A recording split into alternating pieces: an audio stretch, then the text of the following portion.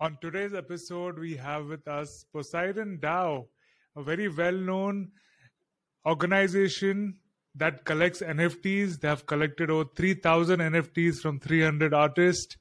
Their motto is to collect NFTs so that they pass on the legacy and to see 21st century as the crypto art century. So it's going to be a very interesting conversation. Stay tuned till the end for all the alphas you will receive. On this show, we'll try to cover things that you won't easily find on Google and ChatGPT. So if there's any technical terms that you stuck up with, just you can pause and check it out and come back and enjoy the show.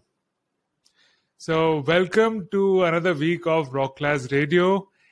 This is a show where we bring in a conversation that expand your mind and make you feel well informed, and also have topics and burning issues that we talk about. This show has been going on for 42 episodes. Thank you for watching all episodes. If you want to support the show, we'll be putting out Rocklaz Club NFTs very soon, so stay tuned for that. I am also an NFT artist, so if you want an amazing artwork, you can go and check those out. All the links for Poseidon DAO and all the other links that we discuss will be mentioned in the description, so you can go and check it out. With that said, we have with us Patrick from the Poseidon DAO. Patrick, welcome to the show. How are you doing today? Hey, thanks. Thanks for having me. It's a great pleasure. All fine. What about you? Amazing. So first, could you please tell us a bit more about yourself? Yeah, of course. Yeah, definitely. I will start clarifying. I'm Patrick. I'm the coordinator of Poseidon DAO. That means that I'm the one in charge of leading the operations and let's say the vision of the DAO and what we want to achieve. About Poseidon DAO, the project started, let's say officially as a DAO last year. Officially, it means that it started branding as a DAO, although we are going probably to dig into this later. We are not really a DAO yet. But the truth is that Poseidon started collecting NFTs since 2015, something like that, when NFTs were just named collectibles deployed on the Bitcoin blockchain, the first card games like A Spell of Genesis, Force of Will, and these kind of things. And basically, we followed the development of the NFT space up to today, at some point focusing primarily on one-on-one artworks and starting collecting multiple artists, as you mentioned. And that's what we want to achieve now, is to make the crypto art, let's say the artistic movement of the century. That's our goal. That is amazing and so pumping for all the artists and listeners here and even collectors. So first question that we don't even see on your white paper: how did the name Poseidon come to be? Yeah, good question. This is actually pretty, I would say, pretty old. Actually, it's not related to the DAO itself. Poseidon is the name of the holding group that is based in Switzerland that includes a number of companies, actually. Our founder is still a trader, actually, that started working in the crypto space, collecting and accumulating crypto since the beginning, basically. I think he joined the crypto space like in 2011, so really, really soon. And based on that, he managed to surface the wave of the Ethereum ICOs and all the developments in the crypto space in order to build the Poseidon group. And I'm not sure exactly why he picked up Poseidon. So I don't know exactly why the holding was named like this initially, but I guess it's because it references on some of the projects that he invested in initially. Okay, so I believe Poseidon is a Greek god, the god of the sea, who has a trident. So yeah.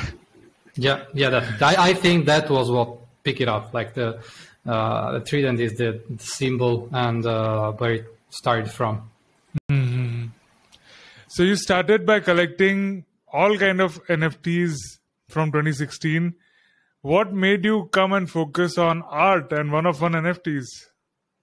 Yeah, well, the really important aspect is that we identified, NFTs as this killer app for the mainstream adoption really soon.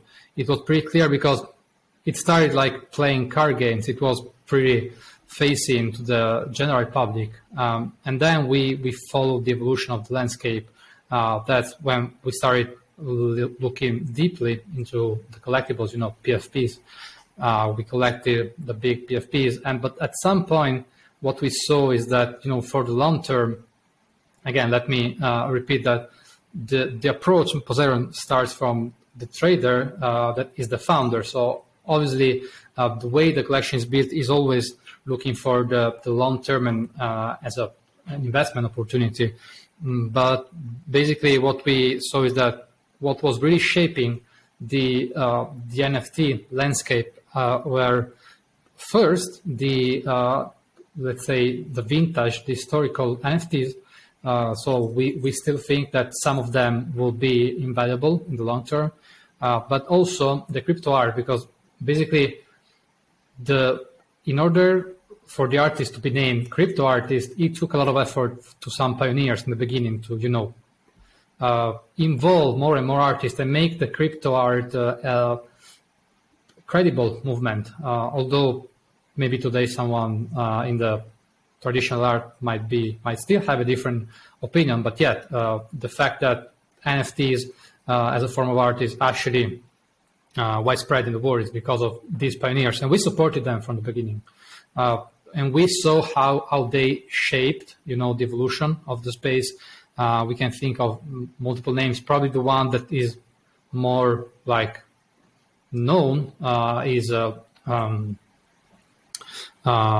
Xcopy. I would say it might be one of those that represents the evolution of the crypto art the best, because we don't, the anonymity, the way the art itself, and a number of reasons. And we always look for a way to shape this movement.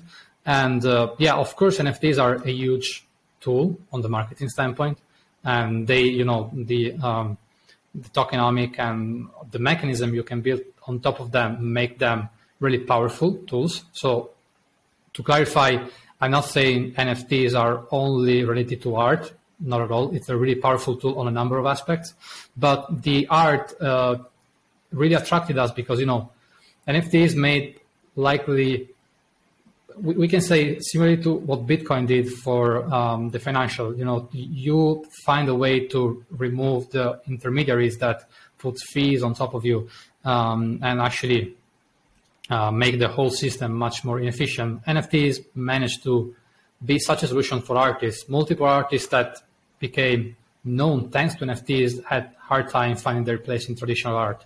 So that was really interesting on us, also on the, let's say, romantic standpoint, and also because, as I mentioned, in the long term, art is one of those assets that is really hard to reduce in value over time, So we really think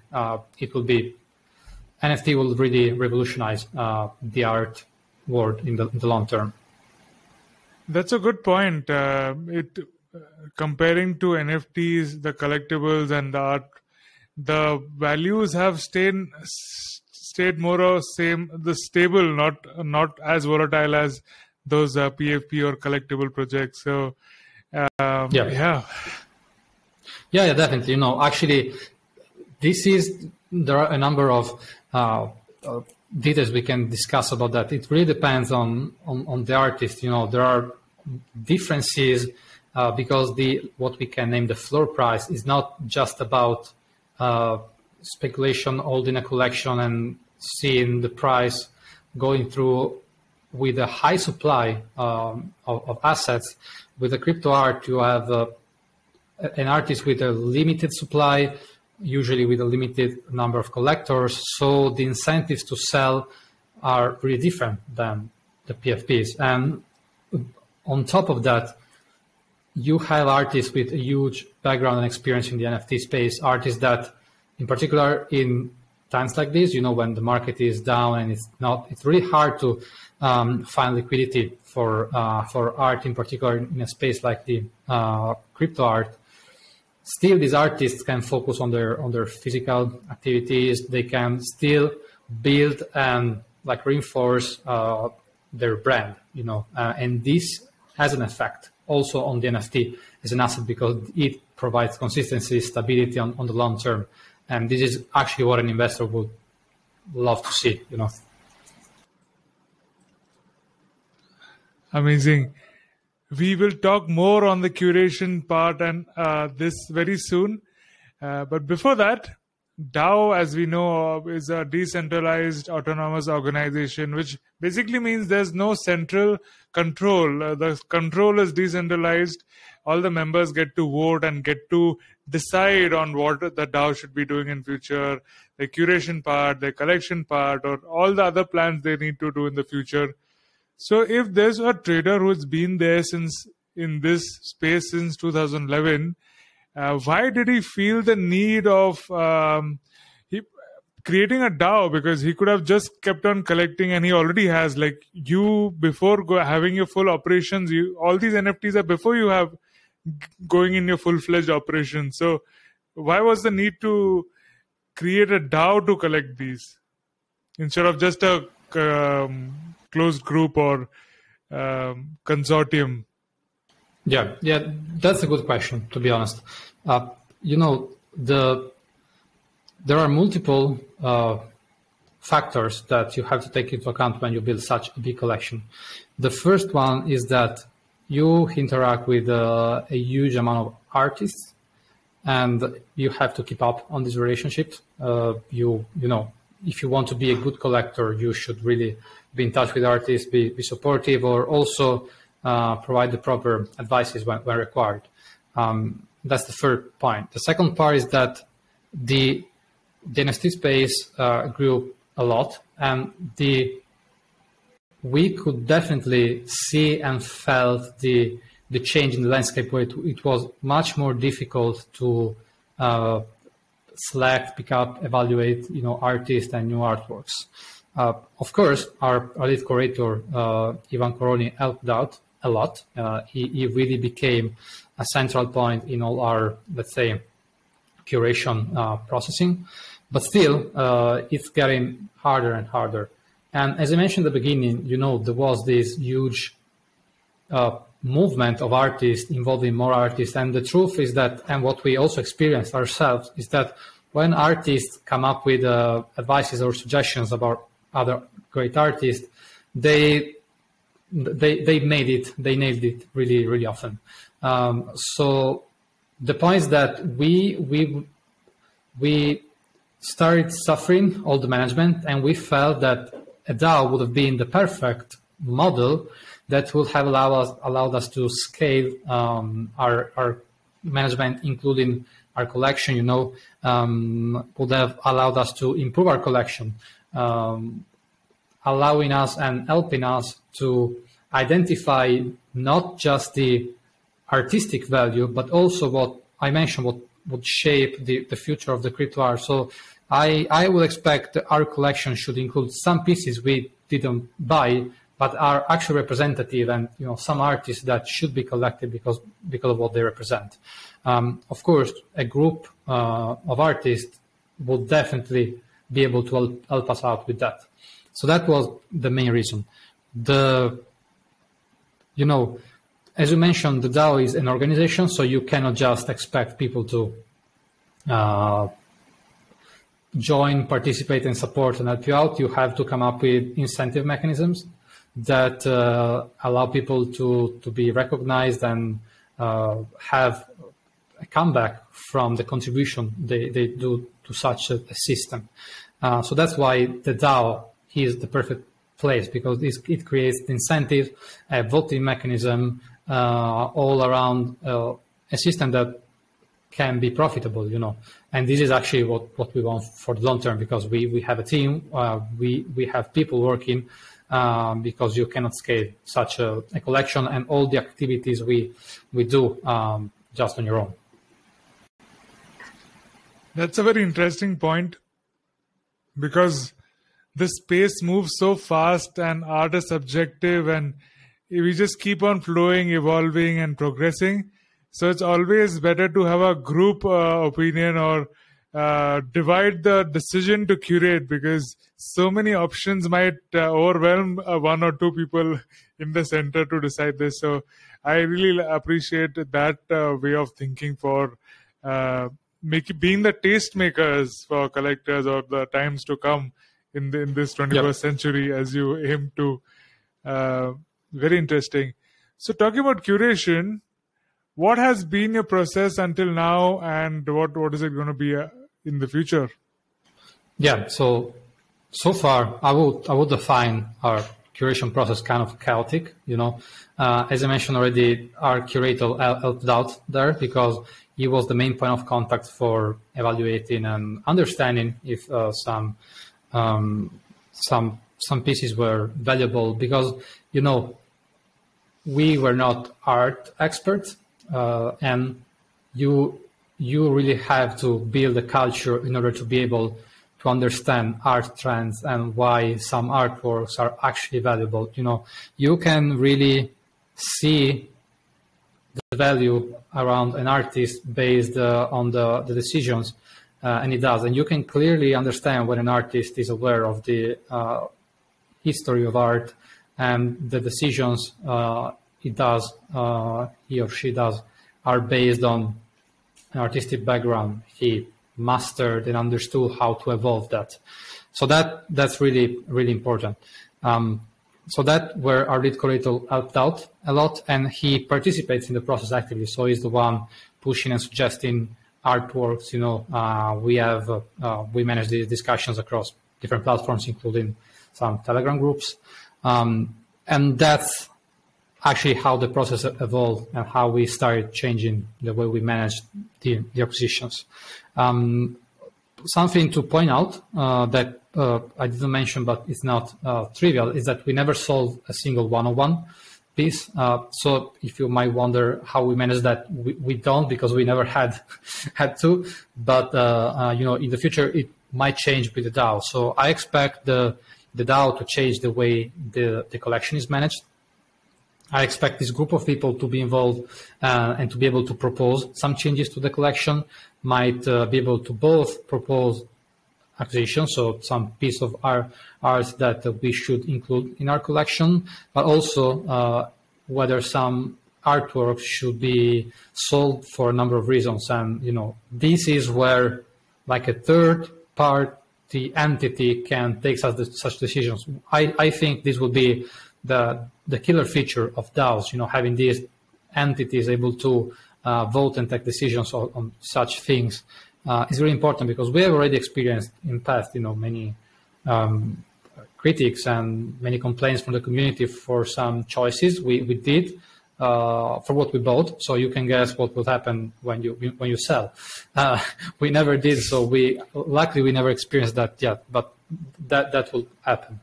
So I expect this to change, and we will really focus on improving the collection. I was going to ask that question. You have never sold any piece. How do you plan to stay profitable, or where will the business keep coming from? Because I'm sure even the founders are not like a bottomless well of fund flows that keeps coming in to collect artwork. So what is your plan for that? Yeah, and in particular because, when you're really exposed to the crypto market, the crypto art suffers it, but, also investors can see net worth to fly really, really fast. So, definitely you have to come up with a business model. The point is that we think there are multiple ways we can make such a system, such a DAO profitable. The first one is what we already discussed. So since you start to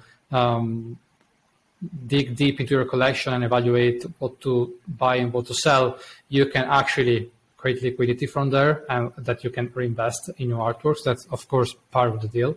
The second point is that every DAO, of course, is based on a token used for governance. So actually, the token is one of the means that can allow you to bring value to a DAO because you have a treasury. And if you do things right, this token can have a value. So this treasury can be used for investing and to develop your ecosystem. But beside that, this is not enough. You have to offer services. First, what you can expect is that the DAO as an entity has a value because, as I mentioned, if you're able to bring together high skilled people to vote and have opinions on stuff, this is something you can some way monetize. You know, for instance, you can build tools for investors to decide what to invest in, or you can also build the tools for that. So a couple of examples are, first, you can build be a provider, so offering the services like indexes for investing in some assets. You know, as I mentioned, crypto art is like a low supply asset. So usually it's really hard for people to participate. So if you want to buy a piece from X copy, that might be really difficult to you. But what you can do is actually to create some financial asset that could provide you access to a small piece of X copy that is driven by how his reputation and his art is performing, let's say, let's name it this way. So that's one of the way you can become a provider, and we really want to do it. The second part is that you can build services for other people. Like, for instance, today we are actually missing the tools like dashboards and web pages that can provide you an analytical approach to the art. And this is kind of difficult because, you know, art is historically not a financial field. You know, it's really hard to move the art to make art more rational. You know, that's not trivial. But actually, with cryptocurrencies, you can do that because you have everything stored in a single ledger that can be tracked. The information can be collected, can be computed, you know, ingested, and you can extract important pieces of information from that. And that's something we definitely want to look into, how you can define and trace trends that can be helpful for new investors to invest in crypto art. So these are the things that we think in the long term could make the business profitable first, and also bring more value to the crypto space. Talking about long term, how long term are you thinking of? Yeah, I mean, when speaking in terms of long term investment, really the minimum time window you can pick up is 10 years. Really like the minimum one. I think we are more aligned on the like 20 years time window, where we expect the ecosystem to develop to a point where, as I mentioned, the vintage NFTs can be really valuable because they represent the history of a movement, you know, that can change multiple aspects of the world from the traditional art, as I mentioned. But as I also mentioned, NFTs are not only limited to crypto art. It's a tool that, as we now see, is employed from big brands for their campaigns. You know, we've seen Starbucks and other big brands employing NFTs as a valuable means for that. So I would say at least 20 years is the right time window to look into, to have a proper comeback on what you build. This was from the investor's point, right? Yeah. And from the DAO's point of view, for the founders, do you think it's going to be an ongoing concern for hundreds of years? And but if we think on those lines, the mission might change, right? Because people will decide what the DAO should do next. So what do you think about that? Yeah, indeed. I mean, first of all, as you mentioned, it will be about the community. Not just that. I think that what we and something we are super careful about is what will happen in terms of regulation. You know, it already started. On some extent, we already see multiple DAOs being kind of attacked, or not just from regulators, but from people that bring these DAOs into a number of processes.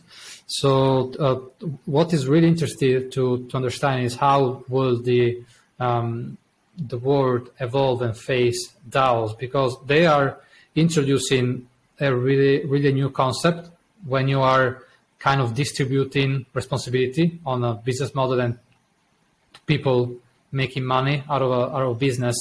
It becomes really hard for the regulator to keep track of it.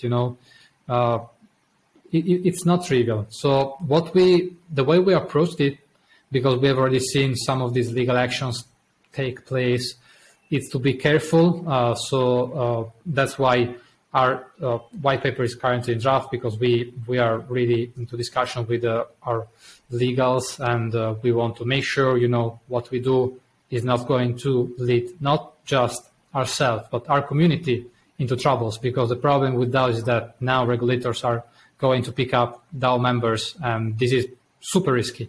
So you have to be careful with that. So if I have to be honest, my main concern is about the regulatory aspect more than a group of people that want to do something important in the long term.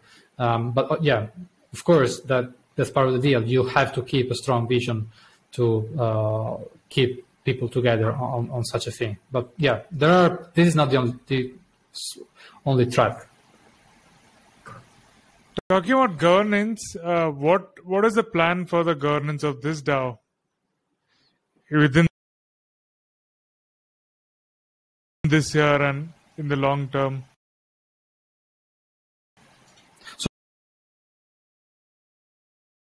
Sorry, can you repeat the question? What is the structure of governance in this DAO? Governance, yeah, sure. So as I already mentioned, the DAO didn't start yet, practically, because there is still not a token. So the point is that what we expose on our website and our white paper is what is going to happen. The way we think about a DAO is like a group of people, but if you have ever worked in a big company, you know that you still need leaders to make things happen. That's not trivial, Part of I think the culture aspect of the businesses we know today will be also relevant in a DAO. A DAO, as initially thought and proposed, is like a slow ecosystem, but this slowness is not all the time aligned to your needs, because if you have to sell, a PFP or something like that, this might be an issue because you don't want to wait for voting on everything happening. So we are really supporting the concept of lazy consensus. It means that you have some people or groups in charge of taking decisions, and all the time everyone can complain. So as long as someone is not complaining or raising concerns about the decisions, the operations can proceed. This allows you to be efficient, and this is what makes a business be profitable, basically. So this is like our standpoint. And on top of this, what we are going to do is not that different from what you can see today. So the voting mechanism will take place on a snapshot. We will propose a number of discussions that are mainly based on the, what we want to be as an entity. For instance, there has been long discussions about how much AI artworks could be considered art and how much valuable they should be. The role of AI in the art landscape. We have a standpoint, but we think that a group of artists and collectors could be much more representative. So if a group of artists and collectors would say, if your artworks are fully built with an artificial intelligence model, you cannot consider yourself an artist. Well, that's a strong standpoint, but if you have a group of people like that, you can take it. So, and this is the kind of things we want to really, we want to discuss. We want to have a community, in the mood of changing and having opinions on facts. But of course, also our community should take decision on how the DAO will be working. But as I mentioned, if we are coming up with a service we want to provide, like creating an index on a group of artworks or for an artist, maybe the community could say, no, this is too financial for the artwork. The art should not reflect the financial world that the blockchain on some extent represents, with all the DeFi. Maybe later we can jump into how the DeFi could affect the NFTs, but for some artists, this could be more a threat of a benefit, and they could end up voting, we don't want to support that, and that's what the DAO should be doing, I'm going to share I'm going to share screen and show a template from the white paper, and which is also there on your website.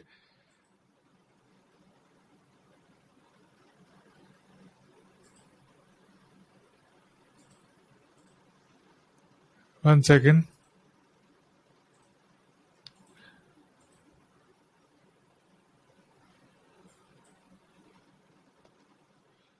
So till then, what is the plan with the PDE token? Yeah, the token will be the main, a really important piece for the DAO, because it allows you to start working with the governance.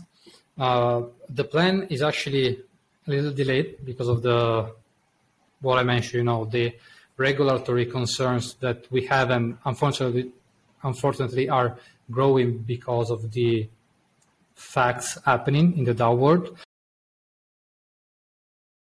But the plan is not changed. We plan to launch the token likely this month. So what we want to do is to start running the token and the airdrops, because we distributed the token through a number of initiatives. We did not raise money. We launched collaborations with artists. In particular, what we did so far is that's so named Deploy Collection. It's a collection where we collaborated with emergent artists, and with them we managed to collect some liquidity. The collectors will receive the PDN token back, in airdrop. So this is the way we decided to deploy. That's why the collection is named Deploy, because it's the way to bootstrap the DAO and start it.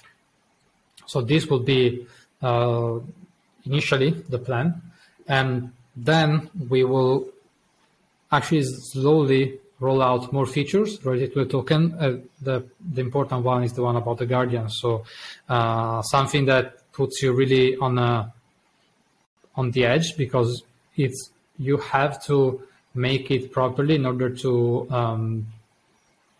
make your token an utility. That's the point. You want your token to have a value not based on the token itself, but based on the utility it provides. So, for instance, you will be able to buy some of our artworks in the Deploy collection, for instance, using the PDN token. So this will provide, the utility to the token and to the collectors too, for having a value. There's not just you only want the token to grow in value. And these will be the first steps. And once we do this, of course, what we will have to work on is to, pools of liquidity for the token. This will be the funny part, where you have to build trust in the brand and make the token stable in order to make not just the collectors, but the community in this case happy and keep participating in the DAO. Very interesting. So as I'm seeing in your white paper, there are a lot of allotments you have done for sharing for the PND token. So one is for the super rare artist, one is for the treasury, one is for Genesis distribution. So this is, do you see it on the screen? Yeah, right now you can see that. Yeah, so what is pre-burn, and what does this, which one should we discuss first? This one or that one? Yeah, definitely. So the concept there is that, as you can see, there is a allocated amount of tokens pre-burn, and that part is no longer existing after burn. So the concept is really easy, actually. We invested between 10 and 15 millions in the collection. So we don't want to say, okay, community, this is yours now, do whatever you want. Of course, we want our founder to keep influence on the collection itself. So that's why we can say the DAO is kind of split into strands. Like, you have two different souls in the DAO. So first one is the one about the governance and the one about the votations, and where you can use the token for be part of the community, taking decisions and so on. But the second one is about becoming guardians, what I mentioned previously. So guardian means that you can burn a certain amount of tokens and obtain an NFT back. This NFT is what allows you to have like a piece of share of the collection. So what this chart means is that the initial bootstrap of the token will actually provide tokens will be 1 billion initially, but half of the supply will be provided to our founder that will burn them totally. This will allow him to keep, the overview and the influence on the collection. So to be clear, if tomorrow the community that will be burning tokens and participating on the collection will take some action, the founder will still be able to jump in and take action if required. Hopefully that's not required, but I think it makes sense to provide this opportunity to who invested that much. So what it means that the amount of tokens existing will be halved. So practically speaking, 1 billion token initially, but then like right after the minting of the tokens, they will become 500 millions. And those will be the amount of circulating tokens. Of course, as I mentioned, people will be able to burn tokens to get the NFT to participate and become guardian. This is the point of guardian is when you get this NFT. And this way, the supply will keep reducing. So as we know, a deflationary model where the amount of tokens, PDNs, will be reducing over time means that the token should grow in value and should provide more value to collectors who decide to keep the token. But of course, this creates an interesting balance because maybe initially you would like to participate in the collection, but for this you have to burn tokens, so you lose the opportunity for the long term of the token. What do you mean by burn the token?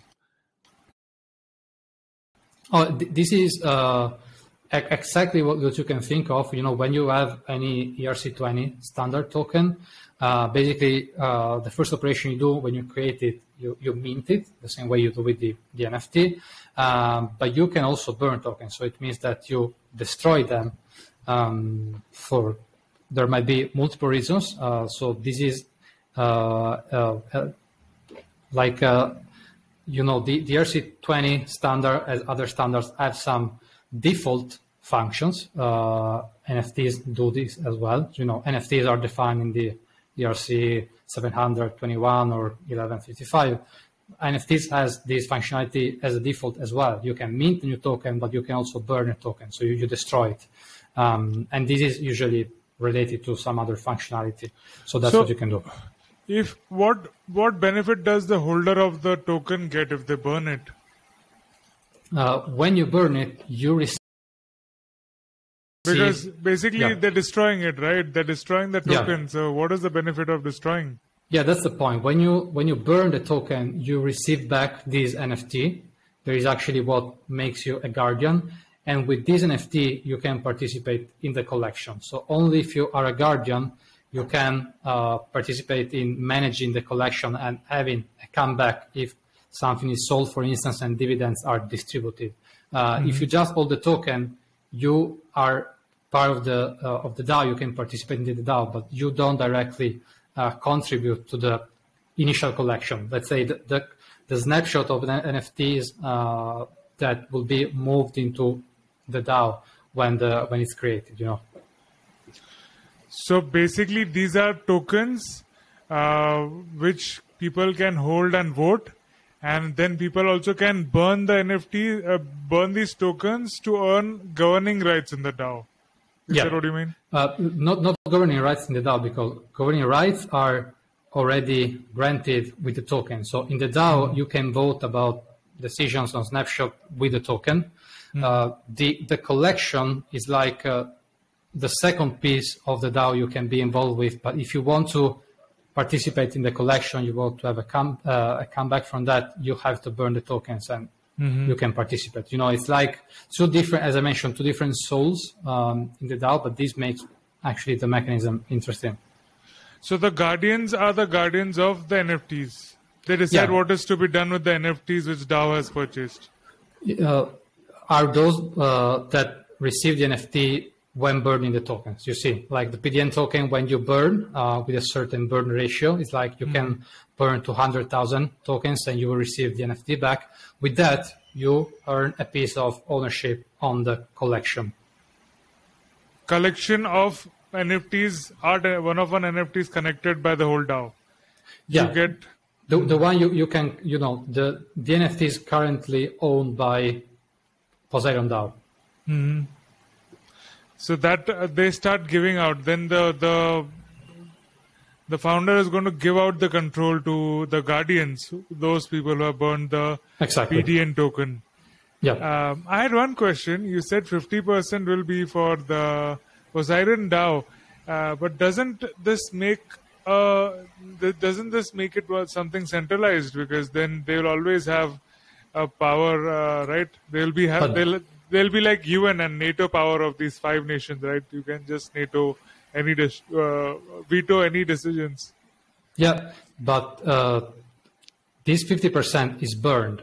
So the DAO is not centralized. This 50% of tokens is burned to make, by matter of fact, the founder of Poseidon DAO a guardian with high influence on the collection. So this is just about the current collection, so what is moved into DAO, but this is not related at all about centralization of the token and the governance of the DAO, because in order to vote in the DAO, you have to use the token, the PDN token. And the founder will not have tokens in this case because it will use them for keeping this influence over the collection, Got it. So basically what Guardians and NFTs we're talking about, these are NFTs that are already collected by the DAO. Before the point of the tokens dropping, whatever NFTs are collected by the DAO, we're talking about the ownership on that.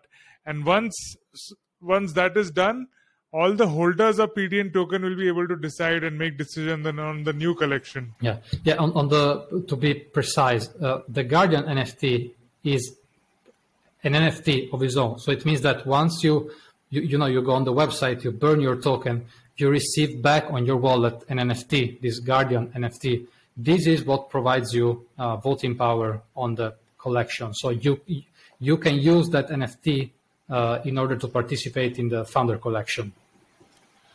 So the collector of the PDN token have a choice to make whether they want to use that for governing the NFTs already collected by the collection. Let's call it founder collection.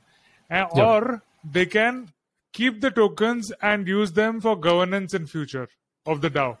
Yeah, exactly. That's the two aspects of the DAO. So you can see how this is basically puts you,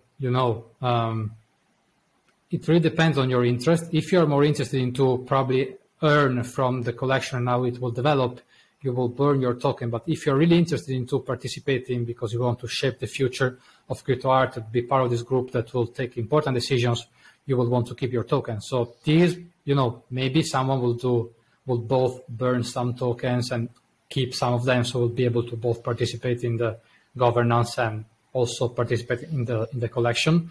It will be up to the community. But this creates an interesting mechanism because you cannot come back. Once you burn your token, you become a guardian. You cannot burn your NFT and receive tokens back. So it will be really interesting to see what the artist will decide to do. All right. So 3,000 NFTs in the founder collection. What do you think is the total value of this? I mean, the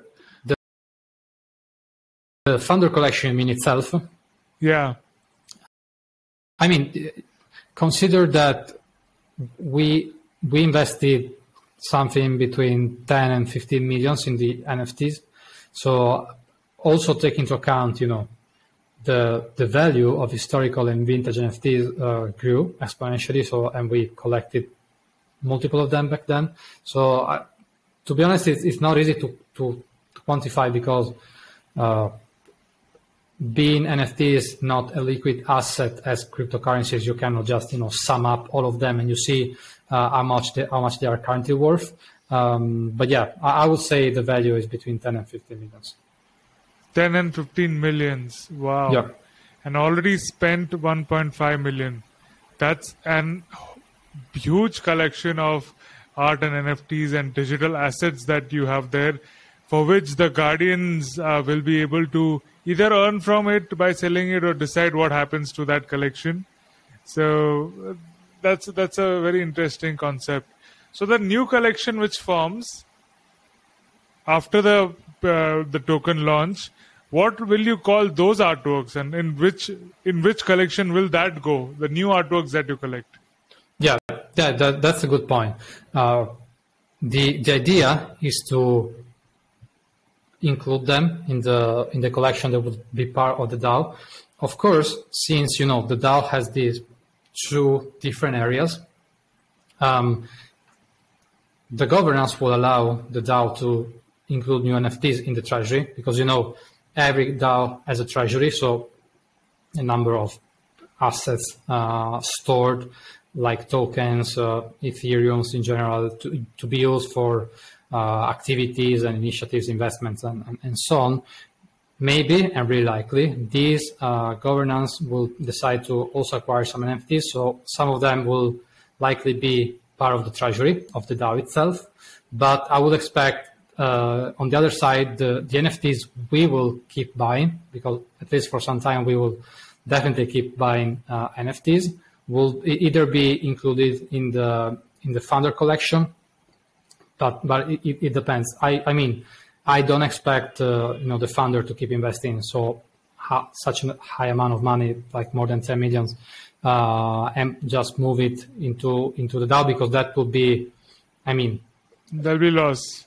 Not really, but it would be like against missed opportunity, but would be against the process, right? Because if you don't rely on the participants at that point, it would be just easier to say keep this ETH and and buy something. So in order to stick with the process and with the mechanism of the DAO, I will expect this group of guardians to vote. Yeah, okay, got it. So it basically goes against it. So the treasury will, whatever money they raise by selling the PND tokens, a portion of that or all of that, as per what the governance decide, they will be able to collect more NFTs or do whatever they want with it. Yeah, that's the point in the treasury. Usually, you use the treasury to pay the participants in the DAO. So how DAOs work are, you have a set of tasks you publish. There are multiple platforms providing this service, and you are able to assign, and participants in the DAO are able to fulfill this task and receive a payment back. So this is really often how DAOs use treasury.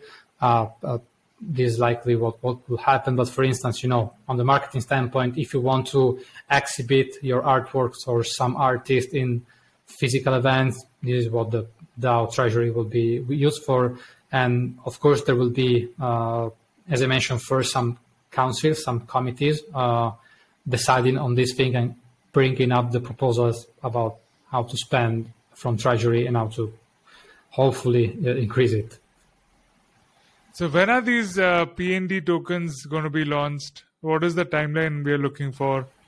It's really soon. We expected it to be done within the end of the year. We delayed that a little bit because, as I mentioned, all the regulatory concerns that are around, and we must be really careful because the mechanism, is not super simple. It's not that complex, but in practice, this could be like targeted, marked as securities or whatever.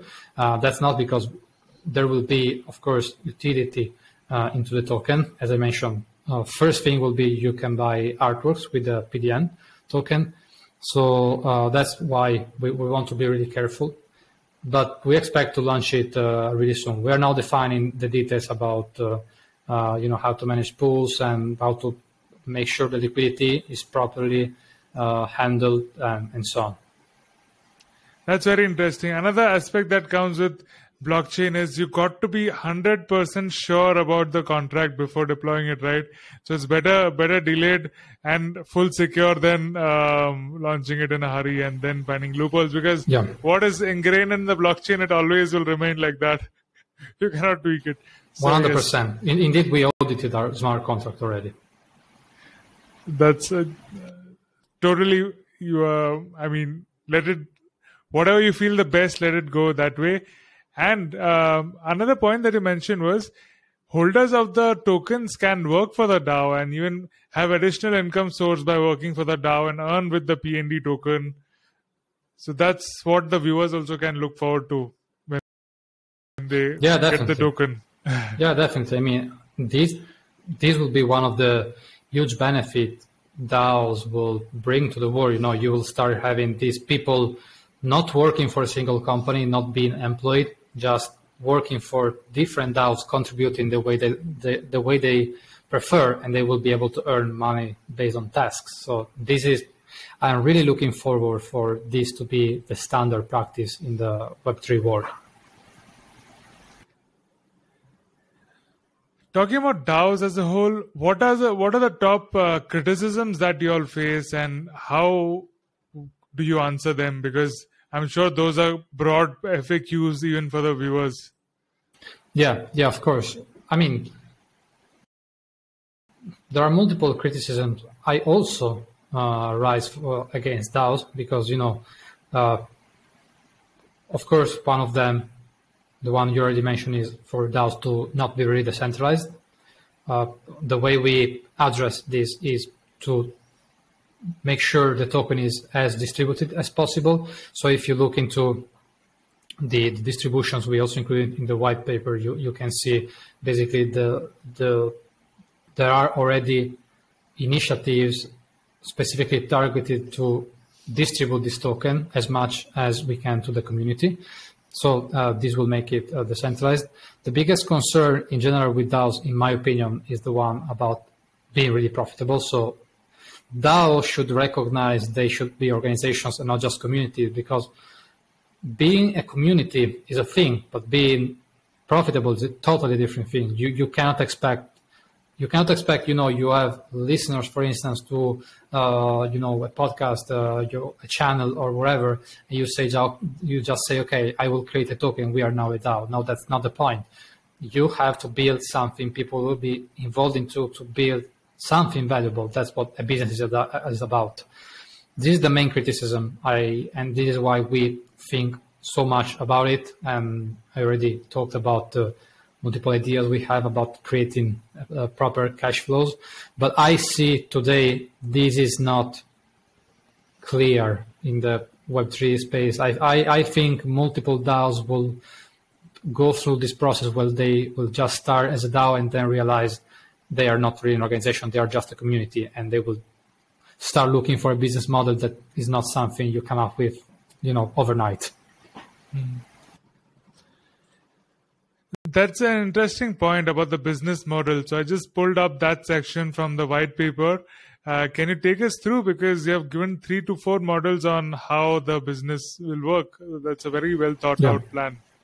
Yeah. I mean, partially, I already spoke about that with the whole services, talking about how DeFi will affect. We didn't dig into that, but DeFi will definitely play a role there.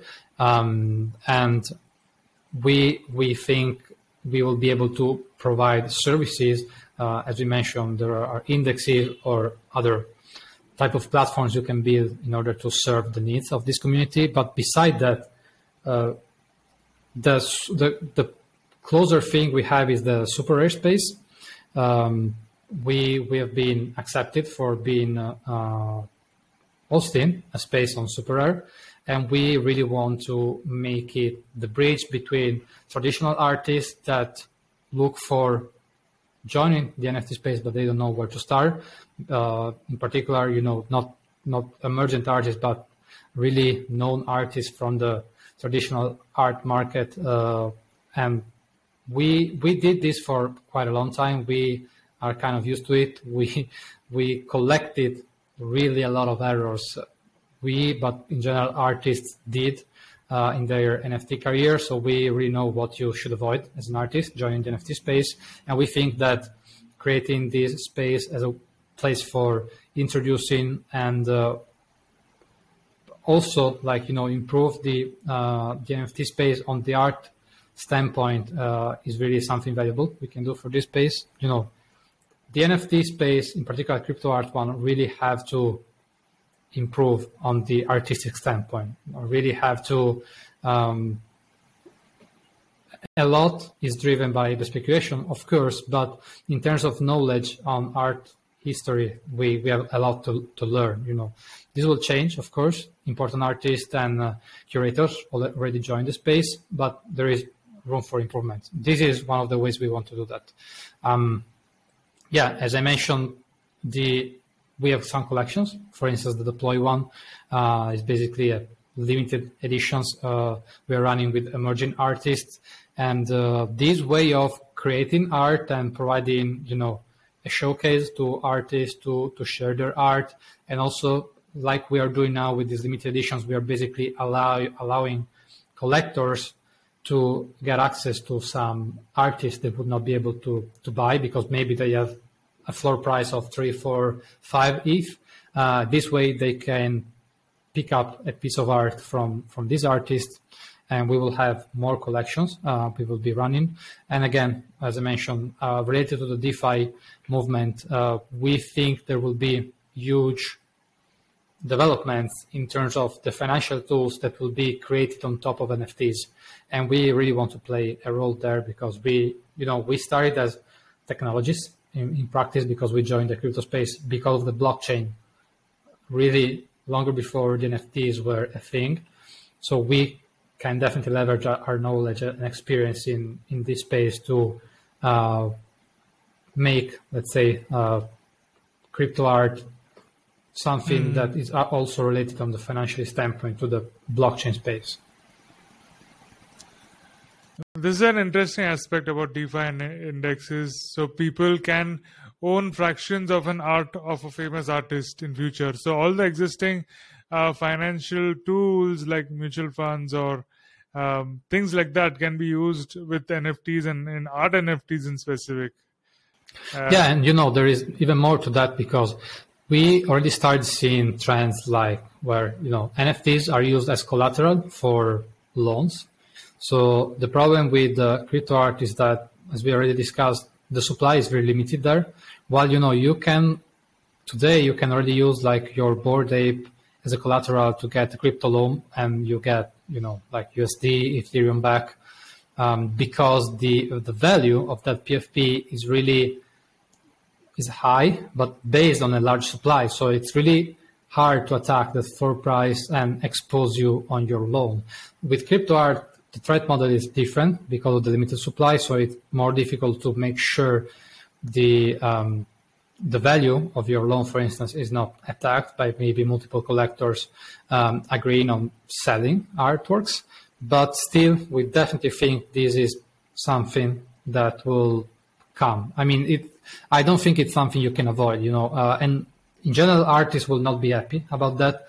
But it's really hard to avoid this happening because if it happened with the NFTs, PFPs already, these will be unlocked, and because benefits are huge. You really want to make an asset like an artwork a liquid asset, something that can be used as collateral and can grant you access to liquidity. This is huge for collectors. So we should bear in mind that although art is important on its own, it's not about money, but still this is relevant, and this is mainly why NFT artworks got such an explosion in the last bull market. Very interesting. As this DAO is centered on art, let's now talk about art. And you as a person, Patrick, how and when did you join Poseidon? Well, I'm not an art expert. I'm personally a software engineer. I've been working in crypto space for multiple years, and I've actually got in touch with artists working on a project of mine. So because of this, I knew important Italian artists. For instance, I have this artwork up here is from Matteo Mauro. He's a friend of mine, but I know many other artists, and because of that, I got in touch with Poseidon, and I started collaborating with Poseidon for some projects of this artist. And at that point, I basically got in charge of the DAO, because we needed someone for coordinating the effort that had both, technical knowledge in the NFT space to understand how to manage, from the smart contract side to the platforms, how the space will evolve, because it's obviously driven by the technology, but also that had the experience to manage a team and organization and so on. So this is basically my background. I start from there, and as I mentioned, luckily we hired our lead curator to help us out with all the artistic process, because if it would be for me, we would not, we would have missed a lot of artworks for sure. And the founder of Poseidon, I'm sure he has a taste for art, because he started this for art. Yeah, you developed that. But, it didn't start with that, but definitely over time, looking art every day, because he has a huge passion for that. His involvement in art collection really increased over these years, and it's clear that... Is he doxed? What do you mean exactly? Can I show the founder to the viewers on Twitter or something? Has he revealed himself, or is he still? Yeah, definitely. It's not a secret. So in the chat box, can you just tell me his handle? I'll pull it up. Yeah. Let me check. Yeah, I got it. Yeah, probably if you follow the, our account on Twitter, you might spot his resharing or something like that. This is his account on Twitter. Mm-hmm. Natale M. Ferrara. Yeah, he is the founder of Poseidon Group, so that's not a secret. Okay. So when does he? Oh, he's in England. Did I meet him in NFT London? Did he come for NFT London? No, I don't think so. But actually, he's mostly based in Lugano currently, in Switzerland. He's based in Switzerland. Yeah, mostly. Yeah. Okay. All right. Let me just share the screen and show our viewers. So this is the person, the founder of Poseidon DAO. I'll provide his link in the description also. You can go and follow him. Yeah, as you can see, a huge supporter of Emanuele Ferrari, the photographer.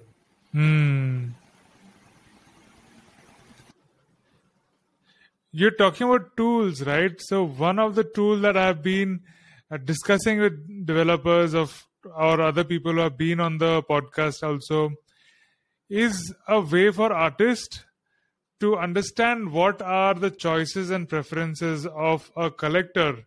So a place where, because that makes the artist easy, right? So if they know that the collector has taste for this genre of art, it saves them time. Then only they can show that kind of work to them instead of beating around the bush or hopping here and there to find the right collector. So if there's a website which shows wallets or collections of the collector along with the the taste and NFTs they have collected, how actively they have been collecting, and so on. That would be an amazing feature. Yeah, that would be really interesting. This is definitely aligned with the platforms I've been discussing earlier, how to provide value to both collectors, in the case I mentioned about having these metrics about artists, but about collectors as well. It's super important, since we have this technology that allows the tracking, is super important to provide these insights, because they are super valuable. So, yeah. Even for collectors, finding, of course, their tools and marketplaces are already there, but a cross-platform, cross-chain like Tezos, and which a tool that brings all the artworks collected to that artist and brings them ahead and shows what genre they are, or that would make it easier for the collector to find and educate them. Yeah, definitely. Yeah. So, how in the future, like, what are your plans to onboard non-crypto natives for this artwork? Because there are people who might be indifferent to cryptos, but they are art collectors. So there's a lot of galleries and collectors of physical art in Italy and in Europe and in all around the world. So this platform, this DAO, which is focused on art, how do you plan to educate new members and enthusiasts and get them to join crypto space through NFTs?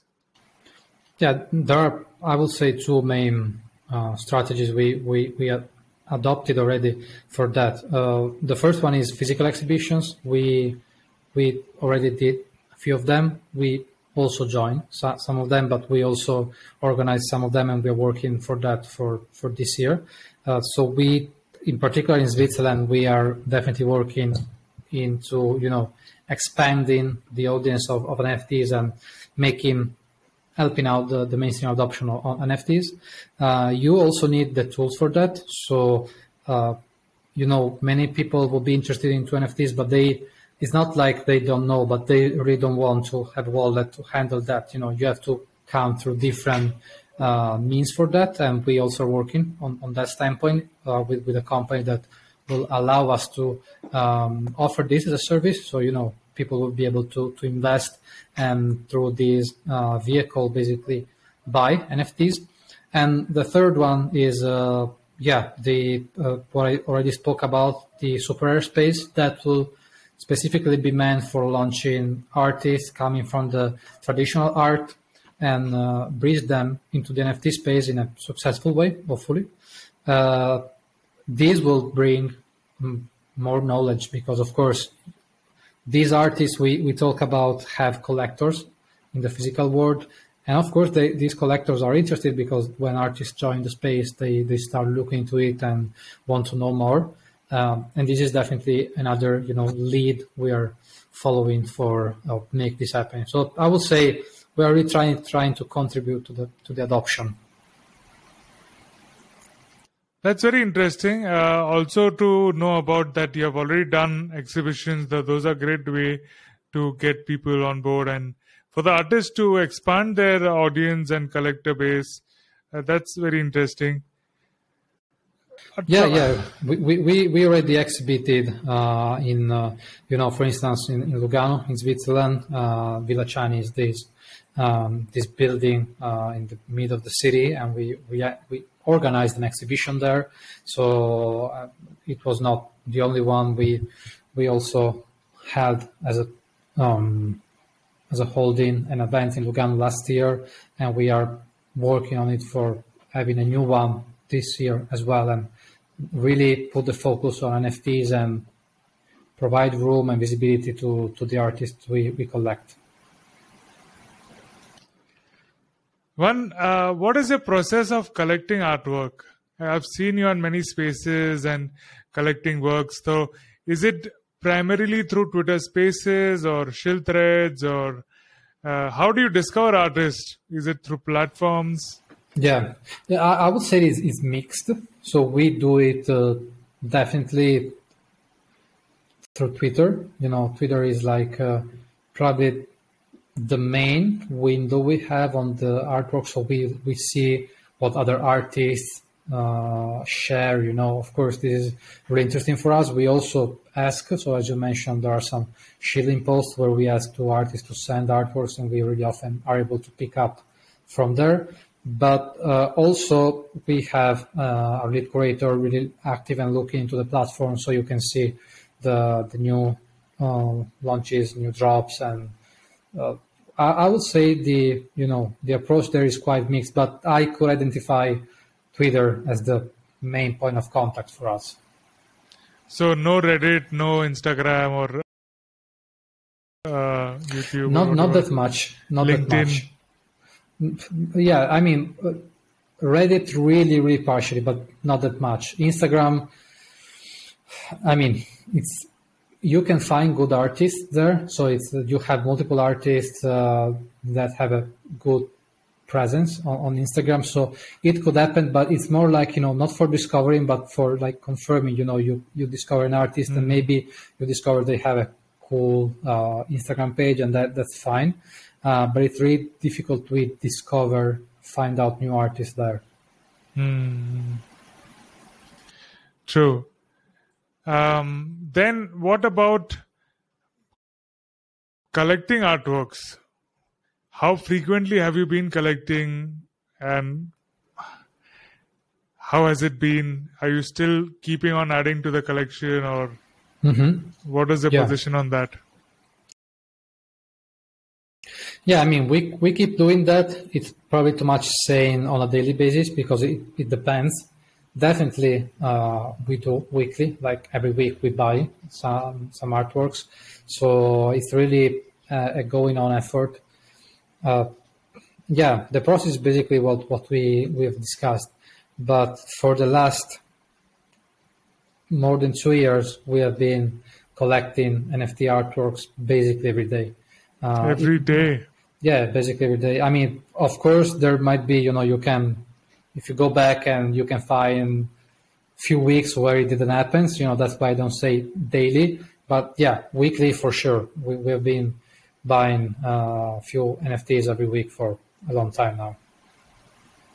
Awesome. With that, I would like to invite you. We have spaces on Saturdays. So it's a long 12-hour space to catch all artists from all different time zones. So we'd love to invite you and the DAO to check out and collect some works from there too. Sure. Why not? All right. And being a DAO, or do you have preference for any particular genre, or what kind of art are you more interested in, or how does it happen? Yeah. I mean, in particular, if you look at our collection, you can probably identify some preferred types of art. I would say, the whole cyberpunk movement is something we are really attracted from. Also, animated artworks, also, in an anime fashion is really something you can easily find in our collection. Although, to be honest, our collection is quite wide, and you can really find a lot of different type of art. But yeah, I mean, I would identify Poseidon DAO as a collector, definitely aligned with the NFT, the crypto art taste, let's say. We collected a lot of nerd artworks. We are supporters of the whole Pepe vintage movement, so we collected a lot of that. So yeah, but primarily I would say the cyberpunk is really spread in our collection. So by cyberpunk, you mean sci-fi, popping colors and all that? Yeah, definitely. Let me pull up and share just which let us just show audience some of your collected works. Of course. So where do you want me to show, for foundation works or super rare works? Yeah, I mean, probably Superware is a good showcase. Foundation is often kind of messy because it's not super clear. It's actually, aggregating from multiple places. I would say, yeah, Superware can easily explain what I just said. You can see the last one from Annibale is pretty futuristic cyberpunk stuff. But yeah, you can find a lot of interesting artworks there. So which one of these is your recent favorite ones? Oh, well, that's a good question. I'm really a supporter of Annibale. I love his artworks. I have multiple. You can also find the one you see in my background. I will say I love artworks from that one from Paolo Renfle, photographer. It's Which one? A huge one. This one? Yeah, the one on the left. The first one, on the left. Paolo is a friend of mine. His knowledge is huge on the photography. You have artworks from another great artist I work is Giovanni Motta with his Johnny Boy. But yeah, I mean, there are. I also really like the one from Anima. We also exhibited in Art Basel recently. Yeah, there are really. This is the work behind you. Yeah, exactly. Don't you think Superare's UI is a bit clunky? Yeah, I mean, it could be improved. Yeah, this is pretty cool. Yeah, Natale is really incredible. Generative, it looks like. If I had to take a guess, yeah. Yeah, definitely. We collected a lot of generative art. We also started collecting a few AI-based artworks. We are building an opinion about what's the value of artworks based on AI generation. But yeah, you can see the style. Many of these artworks, like that one or the one from Grand Tune, are like this precisionism. We also appreciate that, these shiny colors. That's really a line on the collection. Mm-hmm. So listeners, shiny colors crypto art is if you can share that with them. How can people get visibility, or how can you notice them? So many a times attention is the main issue. So what do you think about it? I really love this one. One. In the train, blinking lights. Vittorio's artworks are great. As I mentioned, what really shines is when artists we value share your artworks. That's definitely something that allows you to come out from the huge noise you can actually find on Twitter, because it's really difficult to find that. So as you could guess, for us it's really tough to analyze and go through all the proposals we receive and the messages we receive. So artists have to be patient on that standpoint, but on our defense, it's really tough to keep up with everything. You would need really multiple people only working on interacting and the communication side. But yeah, the point is that if you are a valuable artist, you know your art history, you have a background, it's really likely you will be noticed. Someone will mention you, we will mention you on Twitter or platforms. So unfortunately, anytime these questions are answered, it's difficult to provide a practice answer, because it really depends. So would you say that Twitter is the best way, and they can keep look at this. So they can keep they can keep commenting on your tweets or engaging with your tweets or participating in your shill threads or in your spaces? What increases the chances? Yeah. I mean, it helps out for sure. I would say what increases the chances is definitely being shared from valuable people. Like, if your art is shared by other artists or collectors, it would be much easier for us to notice. So that's, if I have to come up with an advice, probably that will be really what could make the difference.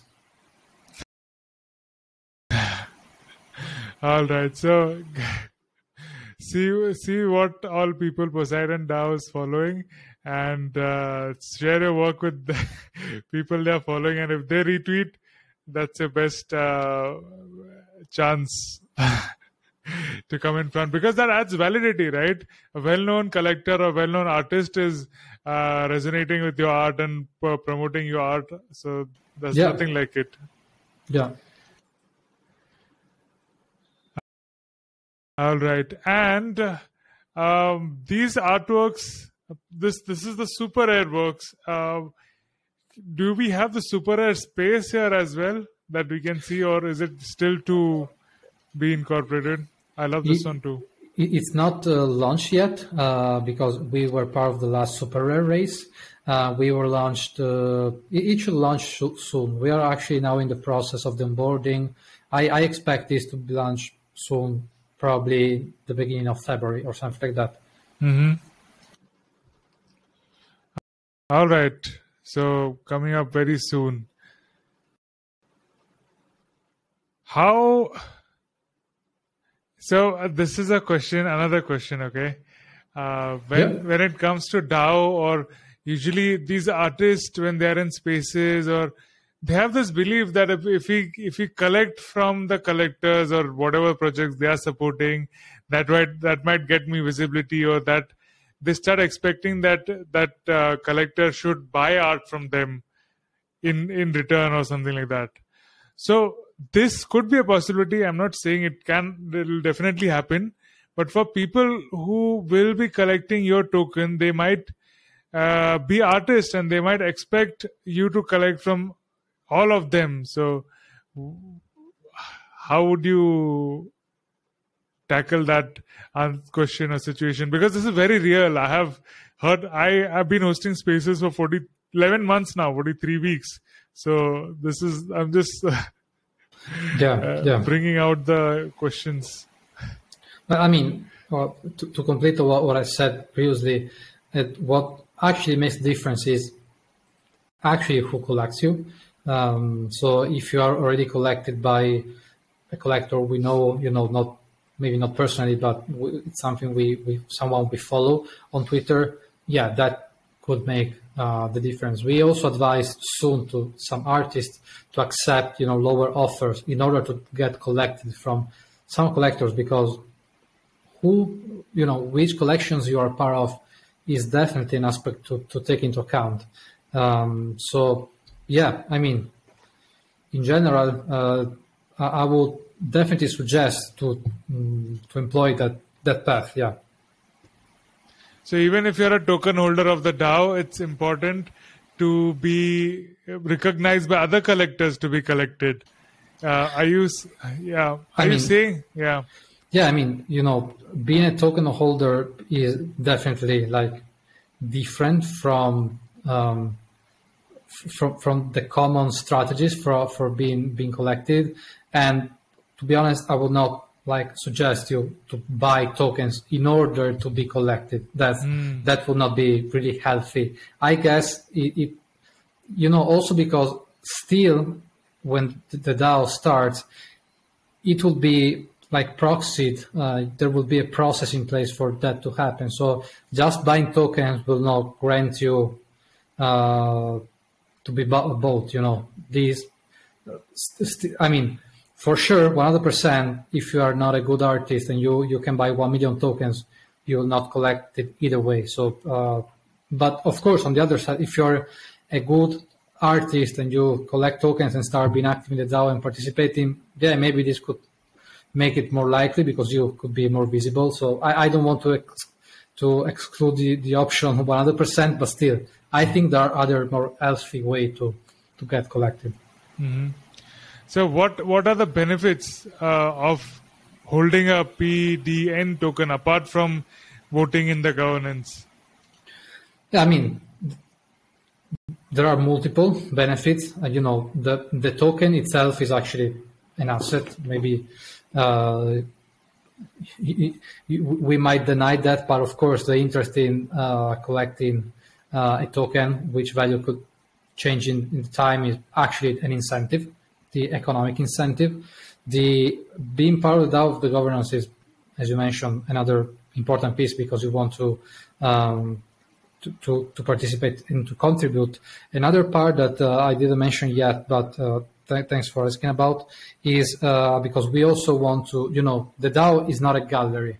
So we don't want to be that place where you want to stay because you can be sold and we keep like a fee. But at the same time, being part of the DAO should put you in a position where it's easier for you to be seen by other collectors. So in general, we, as we discussed, we organize physical exhibitions, or we have exhibited some of our artworks in like Art Space recently. This is a showcase, this is something artists can really appreciate. And we want to offer this opportunity, this should be defined by a process, but definitely this is the type of benefit we want to offer to artists that are participating in the DAO. So if you participate and you contribute, I expect we will reward this type of participation, be like exhibited in some physical conference or this type of thing. So definitely being part of the DAO must be, it's something you should be proud of. We want to buy an environment where you should be proud of being part of the DAO because this puts you on a good spot, make you visible, and you really want to contribute because you can see the benefit of that. Being the devil's advocate, value of the first point that you made was the token will be an asset in itself and you can sell it and people will buy. So for the market to appreciate its value, market needs to find more value than the person who's selling it, right? To buy it, offer a higher price to the seller to collect it from them. Yeah. So basically fundamental, whatever the fundamental utility of holding that token, that has to keep going higher and higher in order for the holder to get a good return in exchange. Because even the buyer will be expecting good returns on investment in future, right? He'll be investing with the point of view that this is going to go higher, which in turn means that the DAO will keep on adding value and utility in the future that raises the value of the token itself in the future. So what do you think about that? That's not the only way an asset can appreciate because, for instance, Bitcoin is growing in value not only because the value of Bitcoin itself is growing as a tool, but also because the deflationary model of Bitcoin makes its supply scarce. It's limited. So you start with 21. In the long term, you will have 21 million Bitcoins minted. You have this upper bound that will never be reached, and Bitcoins are lost.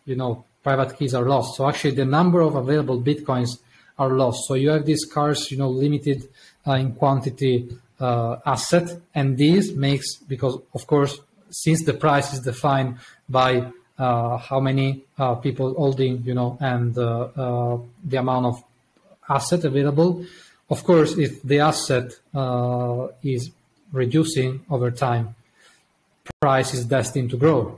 And this is also why with the PDN token, you can expect this mechanism to be enforced because when people burn the token to get the NFT back, the amount of tokens available decreases. So of course, I really hope the token will keep growing because it provides more and more value, but also the way it is defined make it really, inclined to grow in value.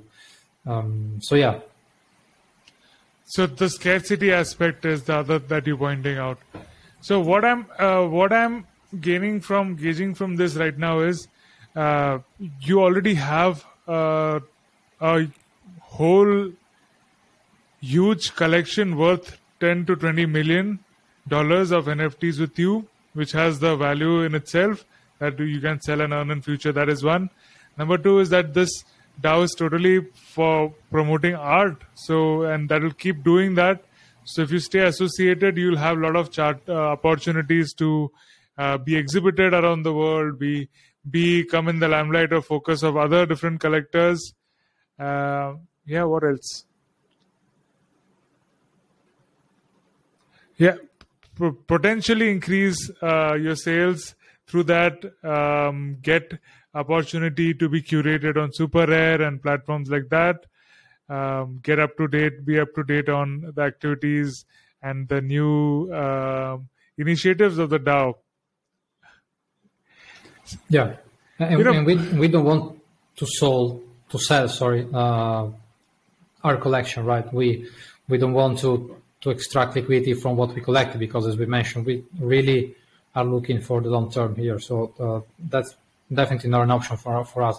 Start collecting artworks because we have to get liquidity back. All right. So what is the... As an artist, I would say that two things are really going to be important for the DAO going forward. One is to make it easier for the collectors, onboarding new collectors, making it more secure or sound or easy for them to invest.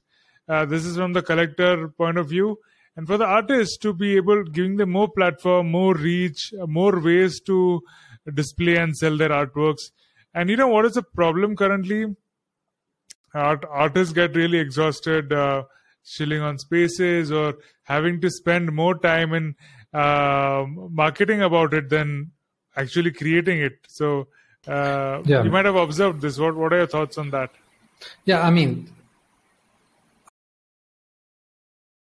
I definitely agree with you that what really changed for artists is that, now they have to be not only artists, but entrepreneurs of themselves.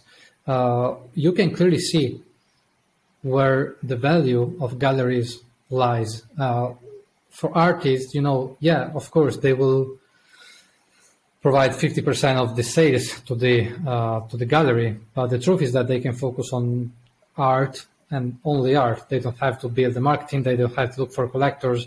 NFT space changed that. So as an artist, you have more effort to be seen and so on. So yeah, of course. So that's why I'm not saying galleries are bad, or they are not needed. It's just that we as a DAO, we live in an environment, the NFT space, where galleries are not like the primary requirement. We don't want to be a gallery because we live in an environment where artists got used to be, marketers for themselves. They got used to create relationships and so on. So we don't want to be part of that legacy system. But that's a pain, I understand. So that's why I mentioned the DAO wants to be the place that can provide you these additional opportunities. So, for instance, with the artists we are going to launch in the Super Rare space, our plan is, to build storytelling around them, present them on Twitter, invite them to our Twitter spaces. So we are actually provide them like a showcase where they can make their art visible and explain their art. And this is actually really important for a new artist in the NFT space where it's really tough to get noticed, right? So I totally agree with you. So this might be a reason why some artists will not want to join the NFT space, although I expect it to be inevitable at some point. But still, so I don't want to demonize galleries. There is a reason for them to exist. We want to be something different. We live in the NFT space where this concept is different, and we will make as much as we can for of course, when 300 artists are involved, you have to implement a process for that to happen. You have to make a decision-making process happening to select who is going to be exhibited and so on. This will not be trivial. It will take time to get the perfect process for that, but this is definitely our goal. Very interesting. The point you made about gallery, we discussed the same on previous episodes with Mark Kelly. Sourcebook, you might have heard. He's a big collector, curator, and creator himself. So first we started off with saying that there's no middleman, there's no gallery. We can sell our work. But then we are again realizing the efforts or where exactly that 40-50% of the sales goes is reducing your headache in marketing. You can just create the artwork. Marketplaces are not the same thing, right? The marketplace is like creating the mean for the NFTs to be sold, and that's huge. These made all the difference in the NFT space and explosion last bull run. But the truth is that marketplaces are not doing much for artists. They are providing the technology. But for instance, right now, this is provided by Manifold for free. They are not curating artists. Some are now doing, these curated drops. But in general, marketplaces are done for scaling for as many artists as they can launch. Probably something to bear in mind is that some platforms might instead focus more on the gallery fashion, focus on few artists and work on them and provide exposure to just few artists. This will be valuable for some artists. What is art for you? Oh, well, that's a good question. As I mentioned, I'm not like an art expert, but what I learned, talking and interacting with multiple artists throughout, our Twitter spaces and so on, is that I think art is when you don't just stop creating something because you need to create something. You do something for a customer. You don't want to just do the thing. You want to put yourself and you want to translate your knowledge and experience into something new, and you do that because you are super curious. You want to basically translate your curiosity and your knowledge in something valuable, more than what you are just asked for. And what I identify as art is exactly the outcome of that. This will to create and with the curiosity and explore more. I identify art as exactly the output of this process. Fair enough. What do you think art does for the world? That's another great question. I think multiple things. It's really hard to say art is exactly about that. What I really appreciate about art is how it is able to expose and extract and represent specific aspects of it depends. It might be of our society, but not just that, because you have abstract art that is not related to. Is there a big difference between Banksy and abstract artwork? They are clearly meant for different purposes, of course. So it's really hard to to put all of them under the same umbrella. But I would say that what I'm really passionate about is when art is able to expose the truth and to make you think. But being really trivial, art is also done for surprise. It's also to make you think, to surprise you, and to provide a mean for feel some emotions. Find looking at the artwork, just being amazed. I think this is really important. It's more and more difficult to be amazed by things. So yeah, I think this is definitely one of the reasons for art. I was just saying now, I was wondering, for collectors like you to see thousands of art every day and to find something that really amazes you and stands out would be so difficult. Yeah, of course. Yeah, that's why then you start, looking for something unique. So that's when you're collecting, you really start looking for a specific signature for an artist. You of course, we can say you become a little bit more picky. You start, in particular in the collecting activity, you start being more picky. You're looking for some aspect of an artwork. You are looking for the artistic knowledge. You can see where it comes from. If an artist is able to get something from history and innovate on that standpoint, maybe with the technology, maybe using the blockchain in some way, but this is what you start looking for, because you want to be amazed. You want to be amazed. Wow. What suggestion would you like to give to artists then, as a collector? Yeah, I mean, I don't want to repeat myself, because we already said a few things. I tend to provide as suggestions. Well, I think this time is really important to be careful about how you go to the market right now. We have seen a lot of artists creating a lot of open editions, for instance, and increasing their supply. Bear in mind that art, of course, huge artists like Picasso created a lot of artworks, but not all Picassos are the same. So when you are creating art, bear in mind that you are creating something of value, and so the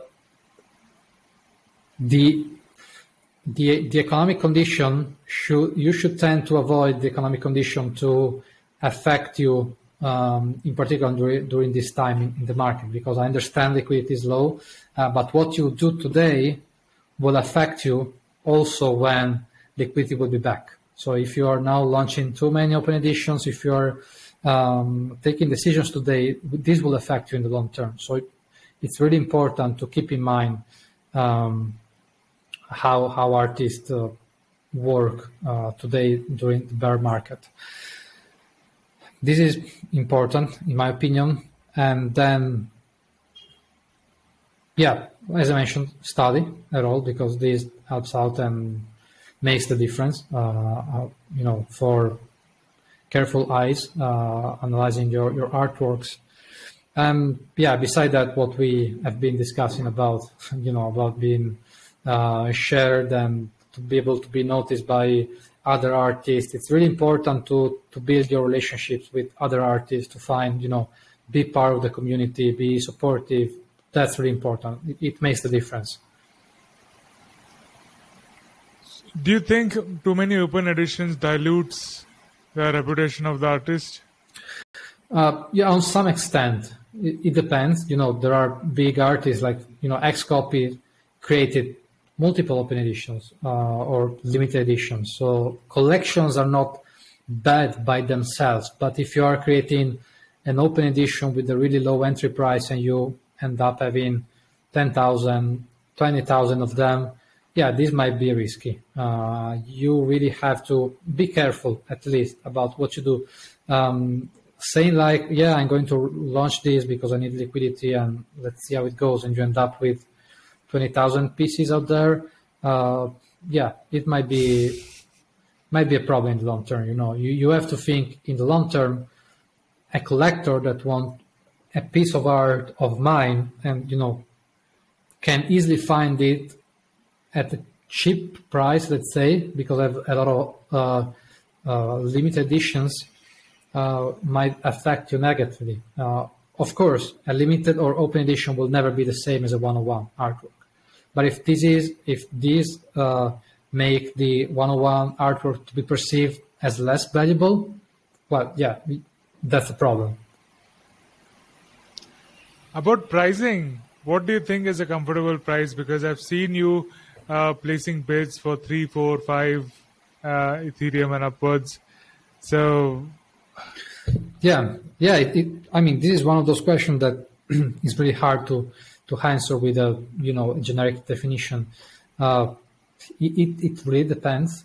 It really depends on the perception. The price is not an absolute definition. I mean, the price of an artist or of an artwork, the floor price, it's like a condition that is negotiated by community. We shape the reality.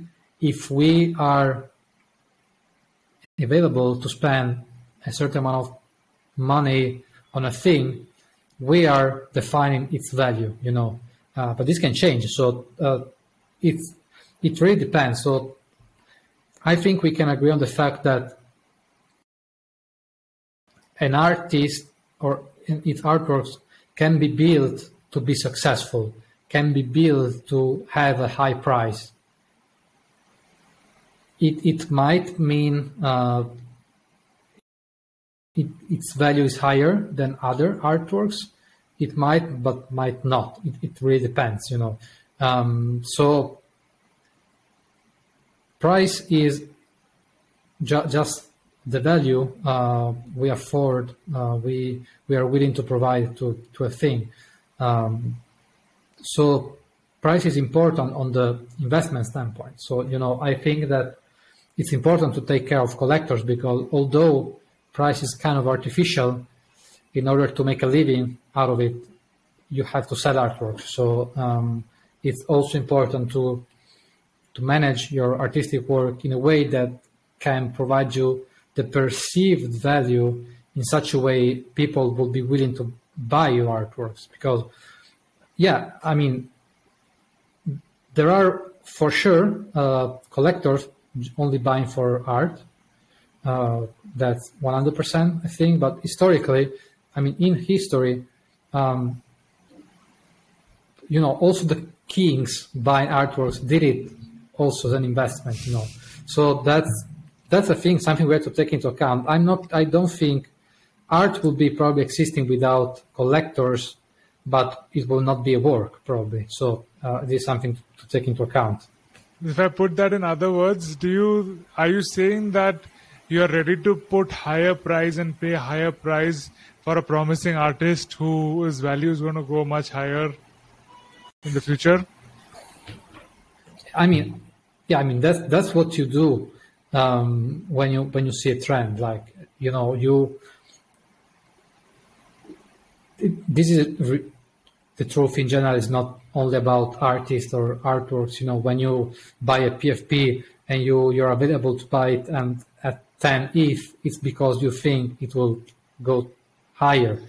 So that's definitely the incentive that drives markets. That's the same with investing in cryptos and even stock market, right? So so what about discovery of new artists? Mm-hmm. If you are going on trend and following or just collecting from artists who have already been successful, or as you mentioned, in collections of other collectors, how about discovery of new artists? Because that's a thing. That's a thing in gallery world, in New York and places in US. The gallerists take pride, or the collectors take pride in undiscovered artists or somebody coming in new, and then they collect. So what are your views on that? Yeah, I mean, as I mentioned, we buy a lot of emergent artists. We we discover, let's say, a lot of them. And most of the time, the artworks we buy at an affordable price, at a low price, is because we like the artwork. We buy really often just because we like it, So, and about the mean for that, it's basically what we've been discussed about Twitter, through the platforms, to other people sharing. That's the main way. But yeah, I'm 100% sure that's important. We do that daily. We are, it happened. We were kind of attacked because of this. Someone said, "How you bought this one and you did not do the research, and you found that this was similar to other artists or artworks." But the truth is that it would be really impossible to do an investigation for all the artworks we buy. Sometimes we buy them just because we like them, and we take a risk. We spend our own money. We don't spend others' money. And that's the thing, sometimes we just like it, and we think it might be successful. We buy emergent, low priced artwork because we see some potential there. One more question for the artist, and then we'll go to some rapid fire questions for you. Yep. This question is about struggling in bear market or current times, artists thinking that they'll have more sales if they lower the price. What do you think about that? Or this is part one. Part two is burning their editions to make the collection on Foundation or whichever the platform is more exclusive. So yeah, this is really aligned to what I mentioned about how you must be really careful, in the bear market. Lowering price is super dangerous. We have had experiences. No collector appreciate that. When you are, collectors can understand, but it's much more difficult. They will be willing to buy your artworks in the future. In this way, it's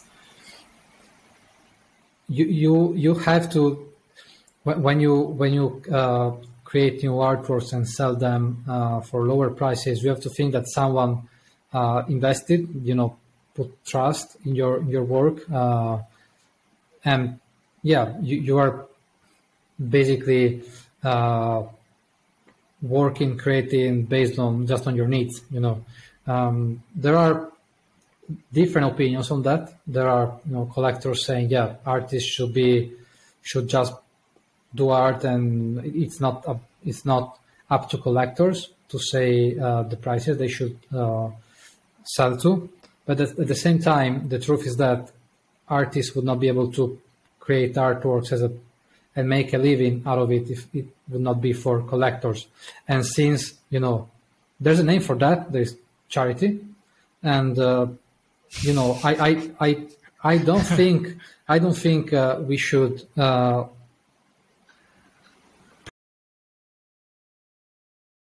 pretend and expect all collectors to do charity. That's not the case, because when you're I like how you said that.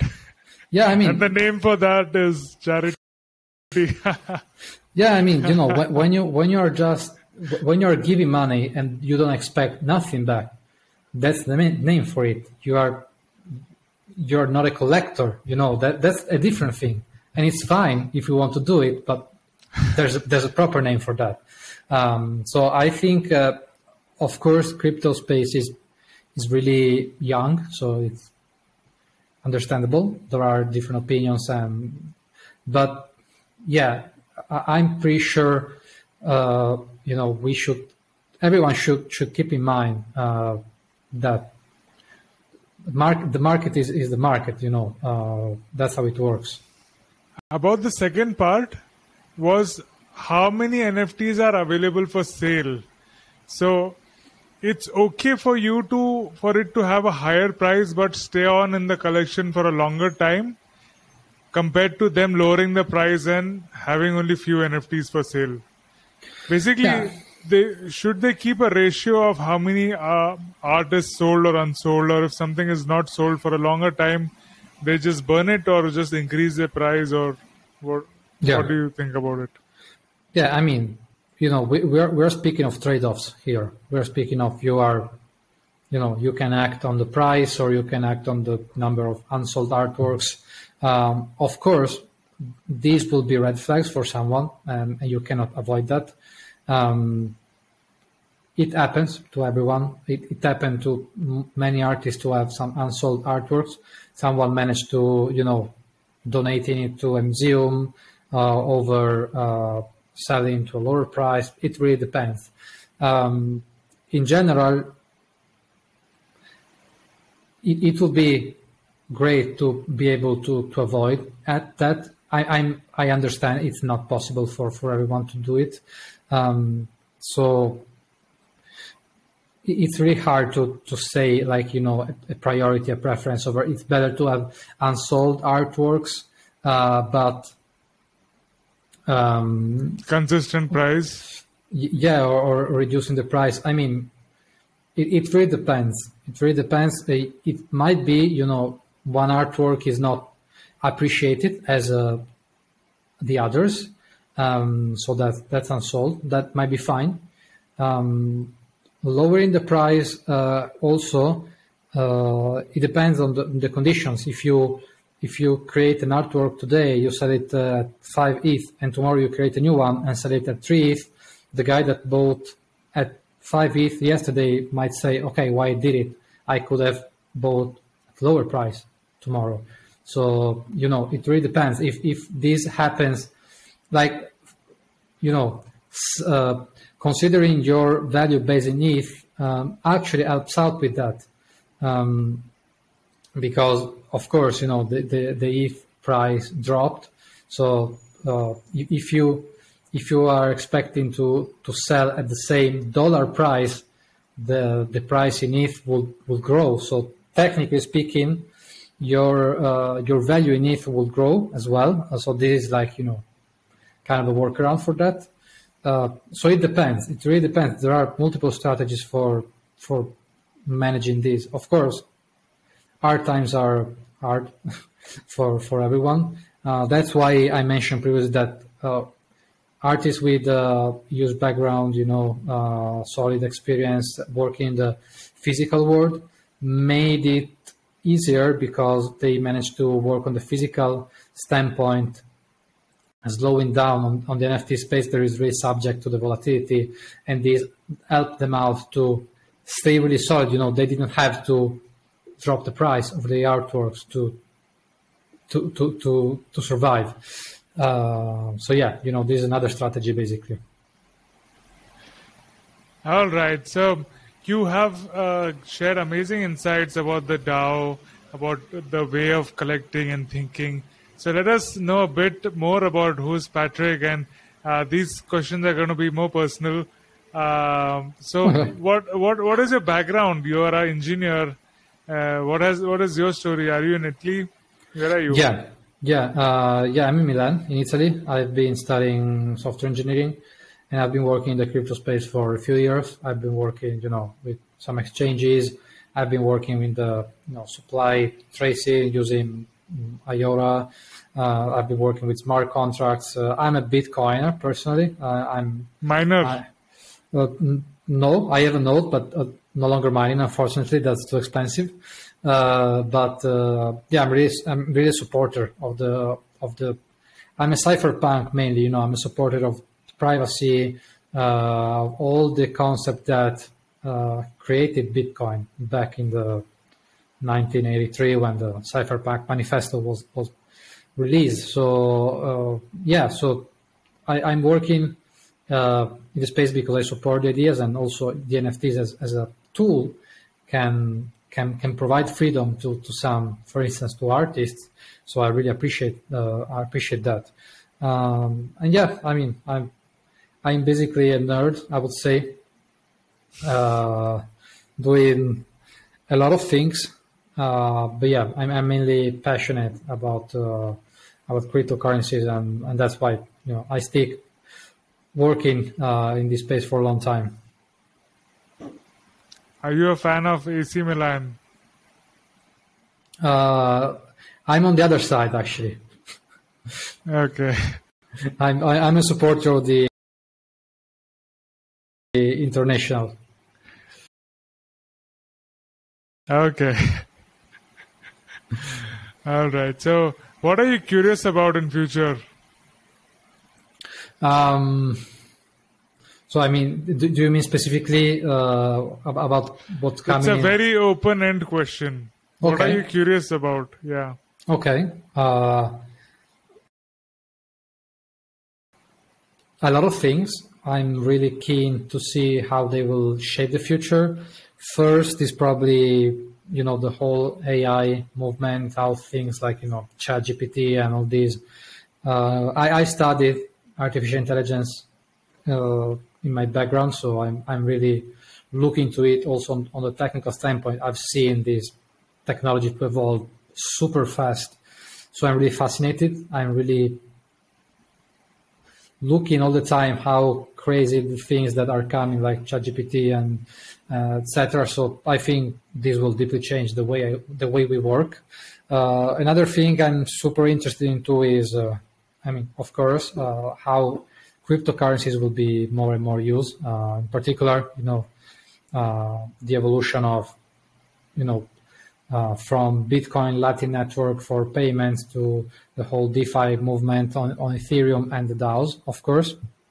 I'm also really curious about the crazy trend on biology, and genetic engineering. I read about that. I also try to invest in some companies working on DNA editing, gene cloning. That's a huge space. I expect that to become like the, kind of the open source software movement that changed the world from 2000 onward. I expect in few years the biology community, the genetic engineering to really change the world, and hopefully the open, like some talk about, I don't get the word right now, but yeah, hacking the body, basically, so that's really interesting. You just at this point, I was wondering, what if there's an open source medical company or something like that would drop the prices of medicines to a big extent? Yeah, likely. Yeah, there are already some. The name was Biohacker. There are already some of these biohackers working for making mainly drug development open source, and that's a thing. Medicines will probably. The truth is that I expect the entire healthcare model to change from what it currently is, like this reactive system where you have you get an ill and you go to the hospital, you take a drug, and you try to get better. While I expect, since the amount of human beings will increase, and we are getting older and older, and the average age is increasing, I expect this model to shift to a prevention-based model where we will mainly pick drugs for prevent a number of diseases. And this is the same that happened with vaccines. I expect we will get more vaccines, like maybe preventing a number of diseases. I really expect. I'm following that, and this is not just me, but really experts in the industry expect this model to change. That would be interesting. Just take vaccines for all kind of medical issues or illnesses, and you'll never have anything in the future. But of course, that'll cost a lot. Likely. That's why I really hope the open source movement will thrive, and this sector will not only be based on a few monopolistic players. If this space will be driven by market conditions, maybe that will not be the case. I really hope so, because otherwise it will be really scary, It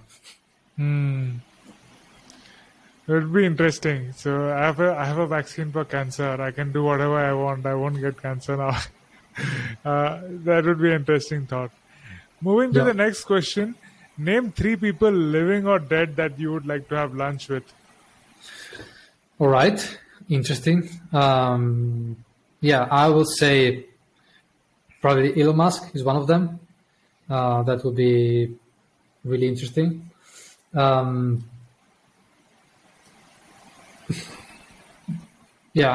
picking up good names here.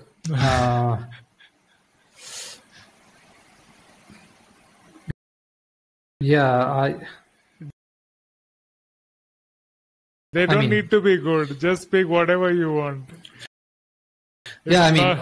Of course, I would love to meet Satoshi Nakamoto, whoever he or they are. That will be definitely interesting. Another one. I follow a huge number of visionaries that I would love to meet. Probably Ray Dalio is someone I would love to meet with. And what questions would you like to ask these 3? Like one question, if you had to ask, what would you ask? That's a good question. I would probably...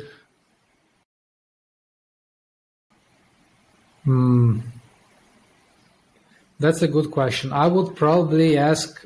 I would probably ask about, which type of information they have access to. I don't have, probably. I would probably... I guess at some point there are a number of interesting things happening behind the scene. I would really interested knowing about. So any questions individually you would like to ask them? It can be different for different people, but so what to Elon and what to Satoshi or what to Ray Dalio? Yeah, that would be different, 100%. For Elon Musk, I think I would... if I knew I would have the opportunity, I would probably prepare myself to avoid a trivial question. But yeah, I would definitely ask about, on the practical standpoint, how the first principles can be applied, like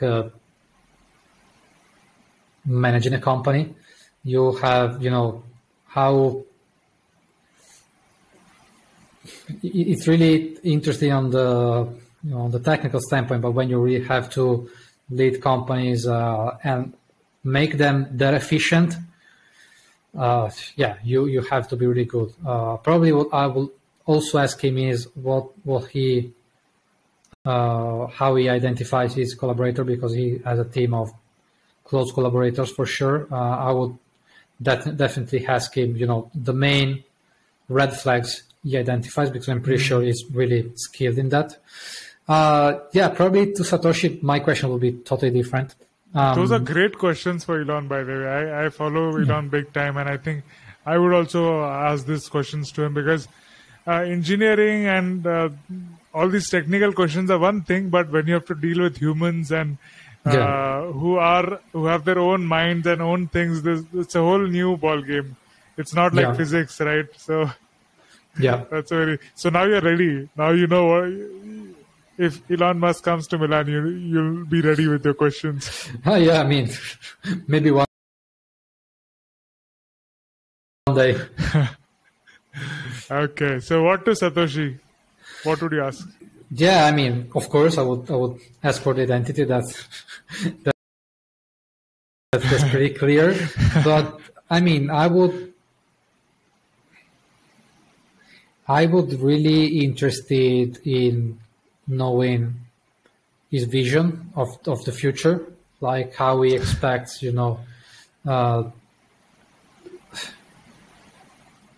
I mean, I would really ask how,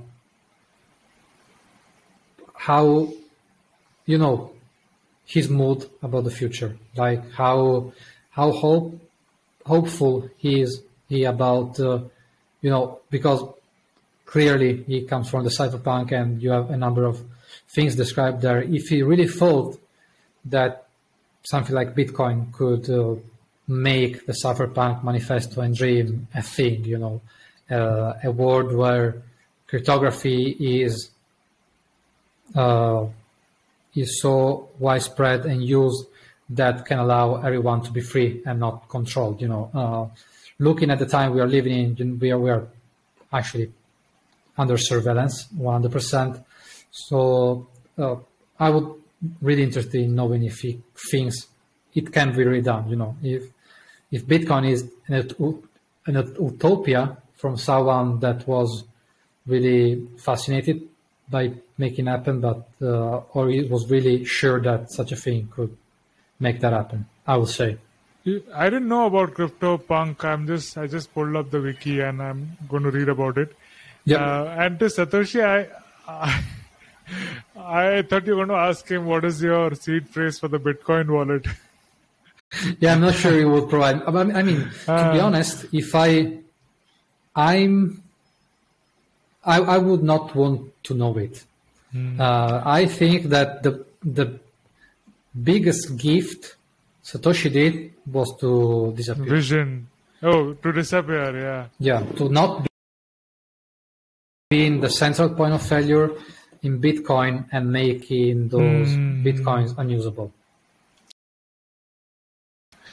Well, a question I would personally ask him is, they talk about quantum computing, and that quantum computing can break away all the crypto world or whatever these cypherpunk you're talking about.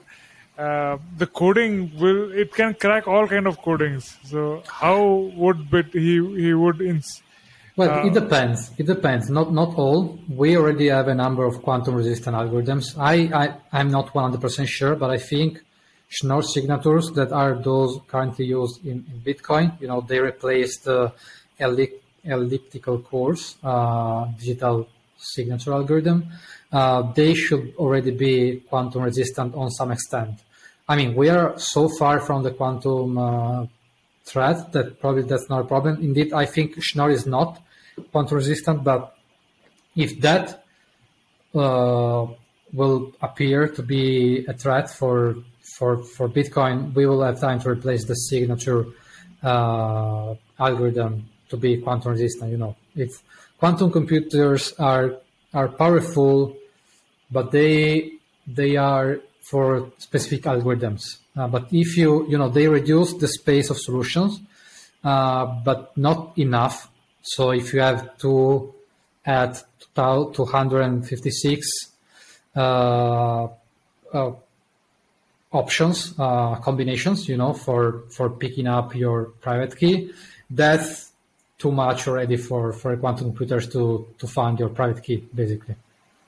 Oh, so basically we can put another quantum computer against it. So maybe put more algorithms using a quantum computer to solidify the blockchain. Yeah, I mean, probably we will see some interesting stuff happening there, but yeah, we are not so close to that.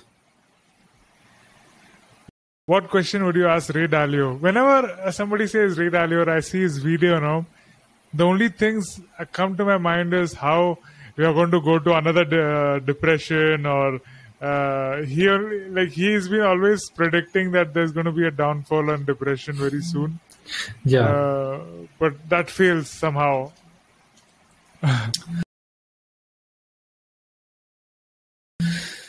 Yeah, I mean,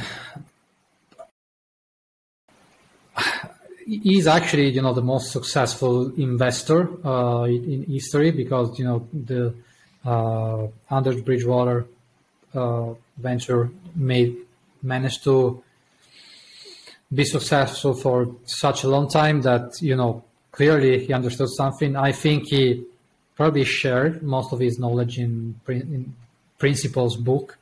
But still, I would be really curious about, you know, probably what he will be. I mean,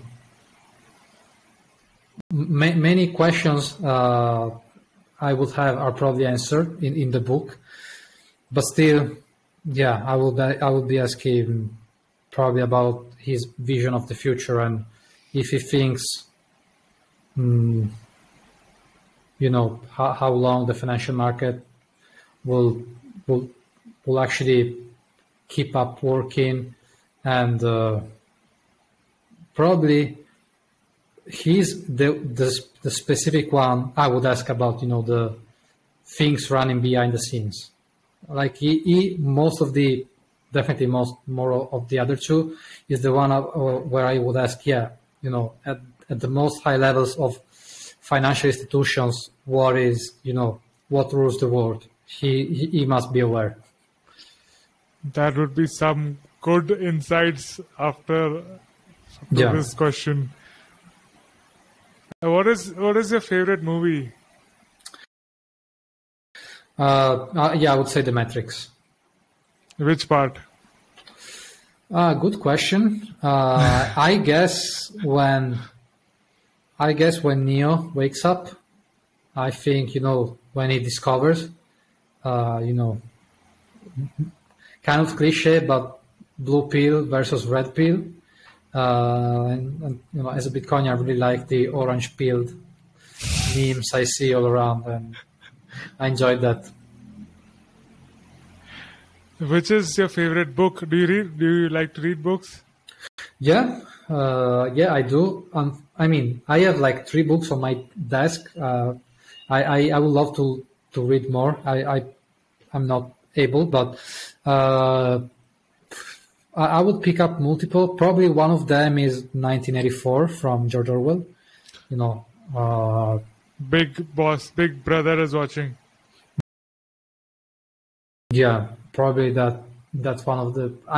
My problem is that I'm really into, you know, technical books, so it depends. Other books I appreciate. Yeah, maybe I could pick up in a totally different area is like Start With Why from Simon Sinek. You know, is definitely more into marketing things, but that book changed my approach to, you know, business a lot. Yeah. What else? Yeah. I even love the Why, Starting With Why, and Simon Sinek's book. I've read that. Next question is what is the life-changing advice that you have received?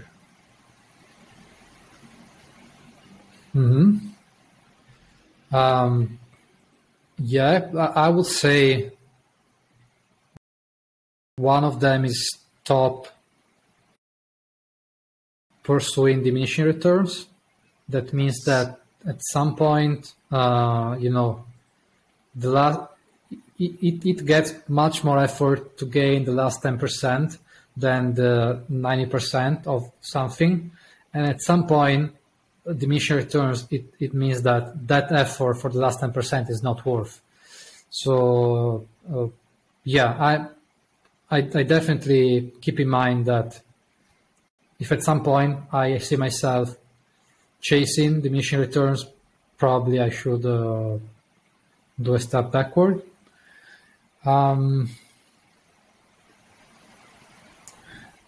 There is no free lunch is another one. You have to really, you know, about this diminishing returns. Elon Musk was saying one thing. So a diminishing return on solving a technical problem, like you can keep on optimizing it, and if you're optimizing it too much, he says you shouldn't be solving that problem at all. Yeah, that is not the question. There's something else that you need to do. Yeah, indeed. Yeah, that's about the first principles, right? You should like do a step back and look for smaller problems that would deeply affect the entire solution. So that's why it usually goes with removing totally some pieces from the car that are there for legacy reasons and ends up discovering they are not that needed. Yeah. So ask a different question then. If you have to optimize it too much, ask a different question, move the part, think completely differently. Yeah. Wow. What advice, of course you're very young, but what advice would you like to give to your younger self, even younger self? Really great question. Probably, probably learn to say no. It's an important one. Glad you didn't say no for the podcast. No, I mean, but in particular, working, when you're young, it's and you have the skills, you really have to be careful about not burn out yourself because you're afraid of saying no. So that would be important. Probably another one would be to that's difficult because you really gain that with experience and knowledge, but move your time preference in the long term, that's really important. So really start looking in the long term as soon as possible. What's on your bucket list next? Oh, good question. I mean, I recently started this Muay Thai training. Oh, wow. So, yeah, I guess so. Getting better there, learn how to fight. How many ribs did you break? I mean, not yours, of others. I mean, hopefully nothing, just to protect myself. But I mean, I guess it will be really helpful for the stress, to keep it under control. I used to play rugby for the same reason. Like after doing that, you don't feel like fighting with anybody, and it's a good stress reliever. Physical combat sports, and just you can do it for the fun. Yeah. The next question is, what do you like to do for fun? I play the bass guitar. I like to study, to be honest. I like to learn a lot, so I'm kind of nerdy on that standpoint. I like to read not just books, but resources, blog, experimenting, contributing to open source stuff. That's something I would love to do more. But if I would have a lot of free time, I would dedicate that 100% to these things. That's very interesting. You contribute to the open source. What kind of open source project are you contributing to? I mean, I'm not doing that much. The last thing I did was I contributed to a Bitcoin node implementation in Rust and language node, programming language. And yeah, that was some time ago. Unfortunately, I don't have that much time right now. I would love to. I mean, everything we do with the Poseidon DAO is open source, but it's not. Of course, it's not contributing to others. We are building our stuff open source. So yeah, I would love to do it more. You are so interesting, Patrick. We should have you on on a Twitter space just to talk about you, because I should actually have asked these questions early on. But glad we could talk so much about Poseidon DAO, and it has been a great episode. Got amazing insights from you. Thank you so much to come to the show. Any parting words would you like to share with the audience? First of all, thanks for having me. It was really a pleasure. I mean, I would say, just keep working also during these hard times. I know it's tough, but please keep working and contributing to improving the future. That's what I really would wish, what I would suggest in this moment. Thank you so much. And thank you to the audience. Thank you for watching this till the end. If you're come here, you're amazing. So to support the show, do check out links. You'll find different ways to support the show, either through cryptos, NFTs, or Patreon, or whatever you want. You can do. Even we are open for advertisement. If you all want to put, we can put that ad in here. And thank you so much. Keep watching. Our next episode is going to be on ChatGPT. You can check out the previous episodes, and do connect with Poseidon DAO on Twitter and with me and all of the people here. You can also join my Twitter spaces, which happen every Saturday. So see you there. Have a great week ahead, and cheers.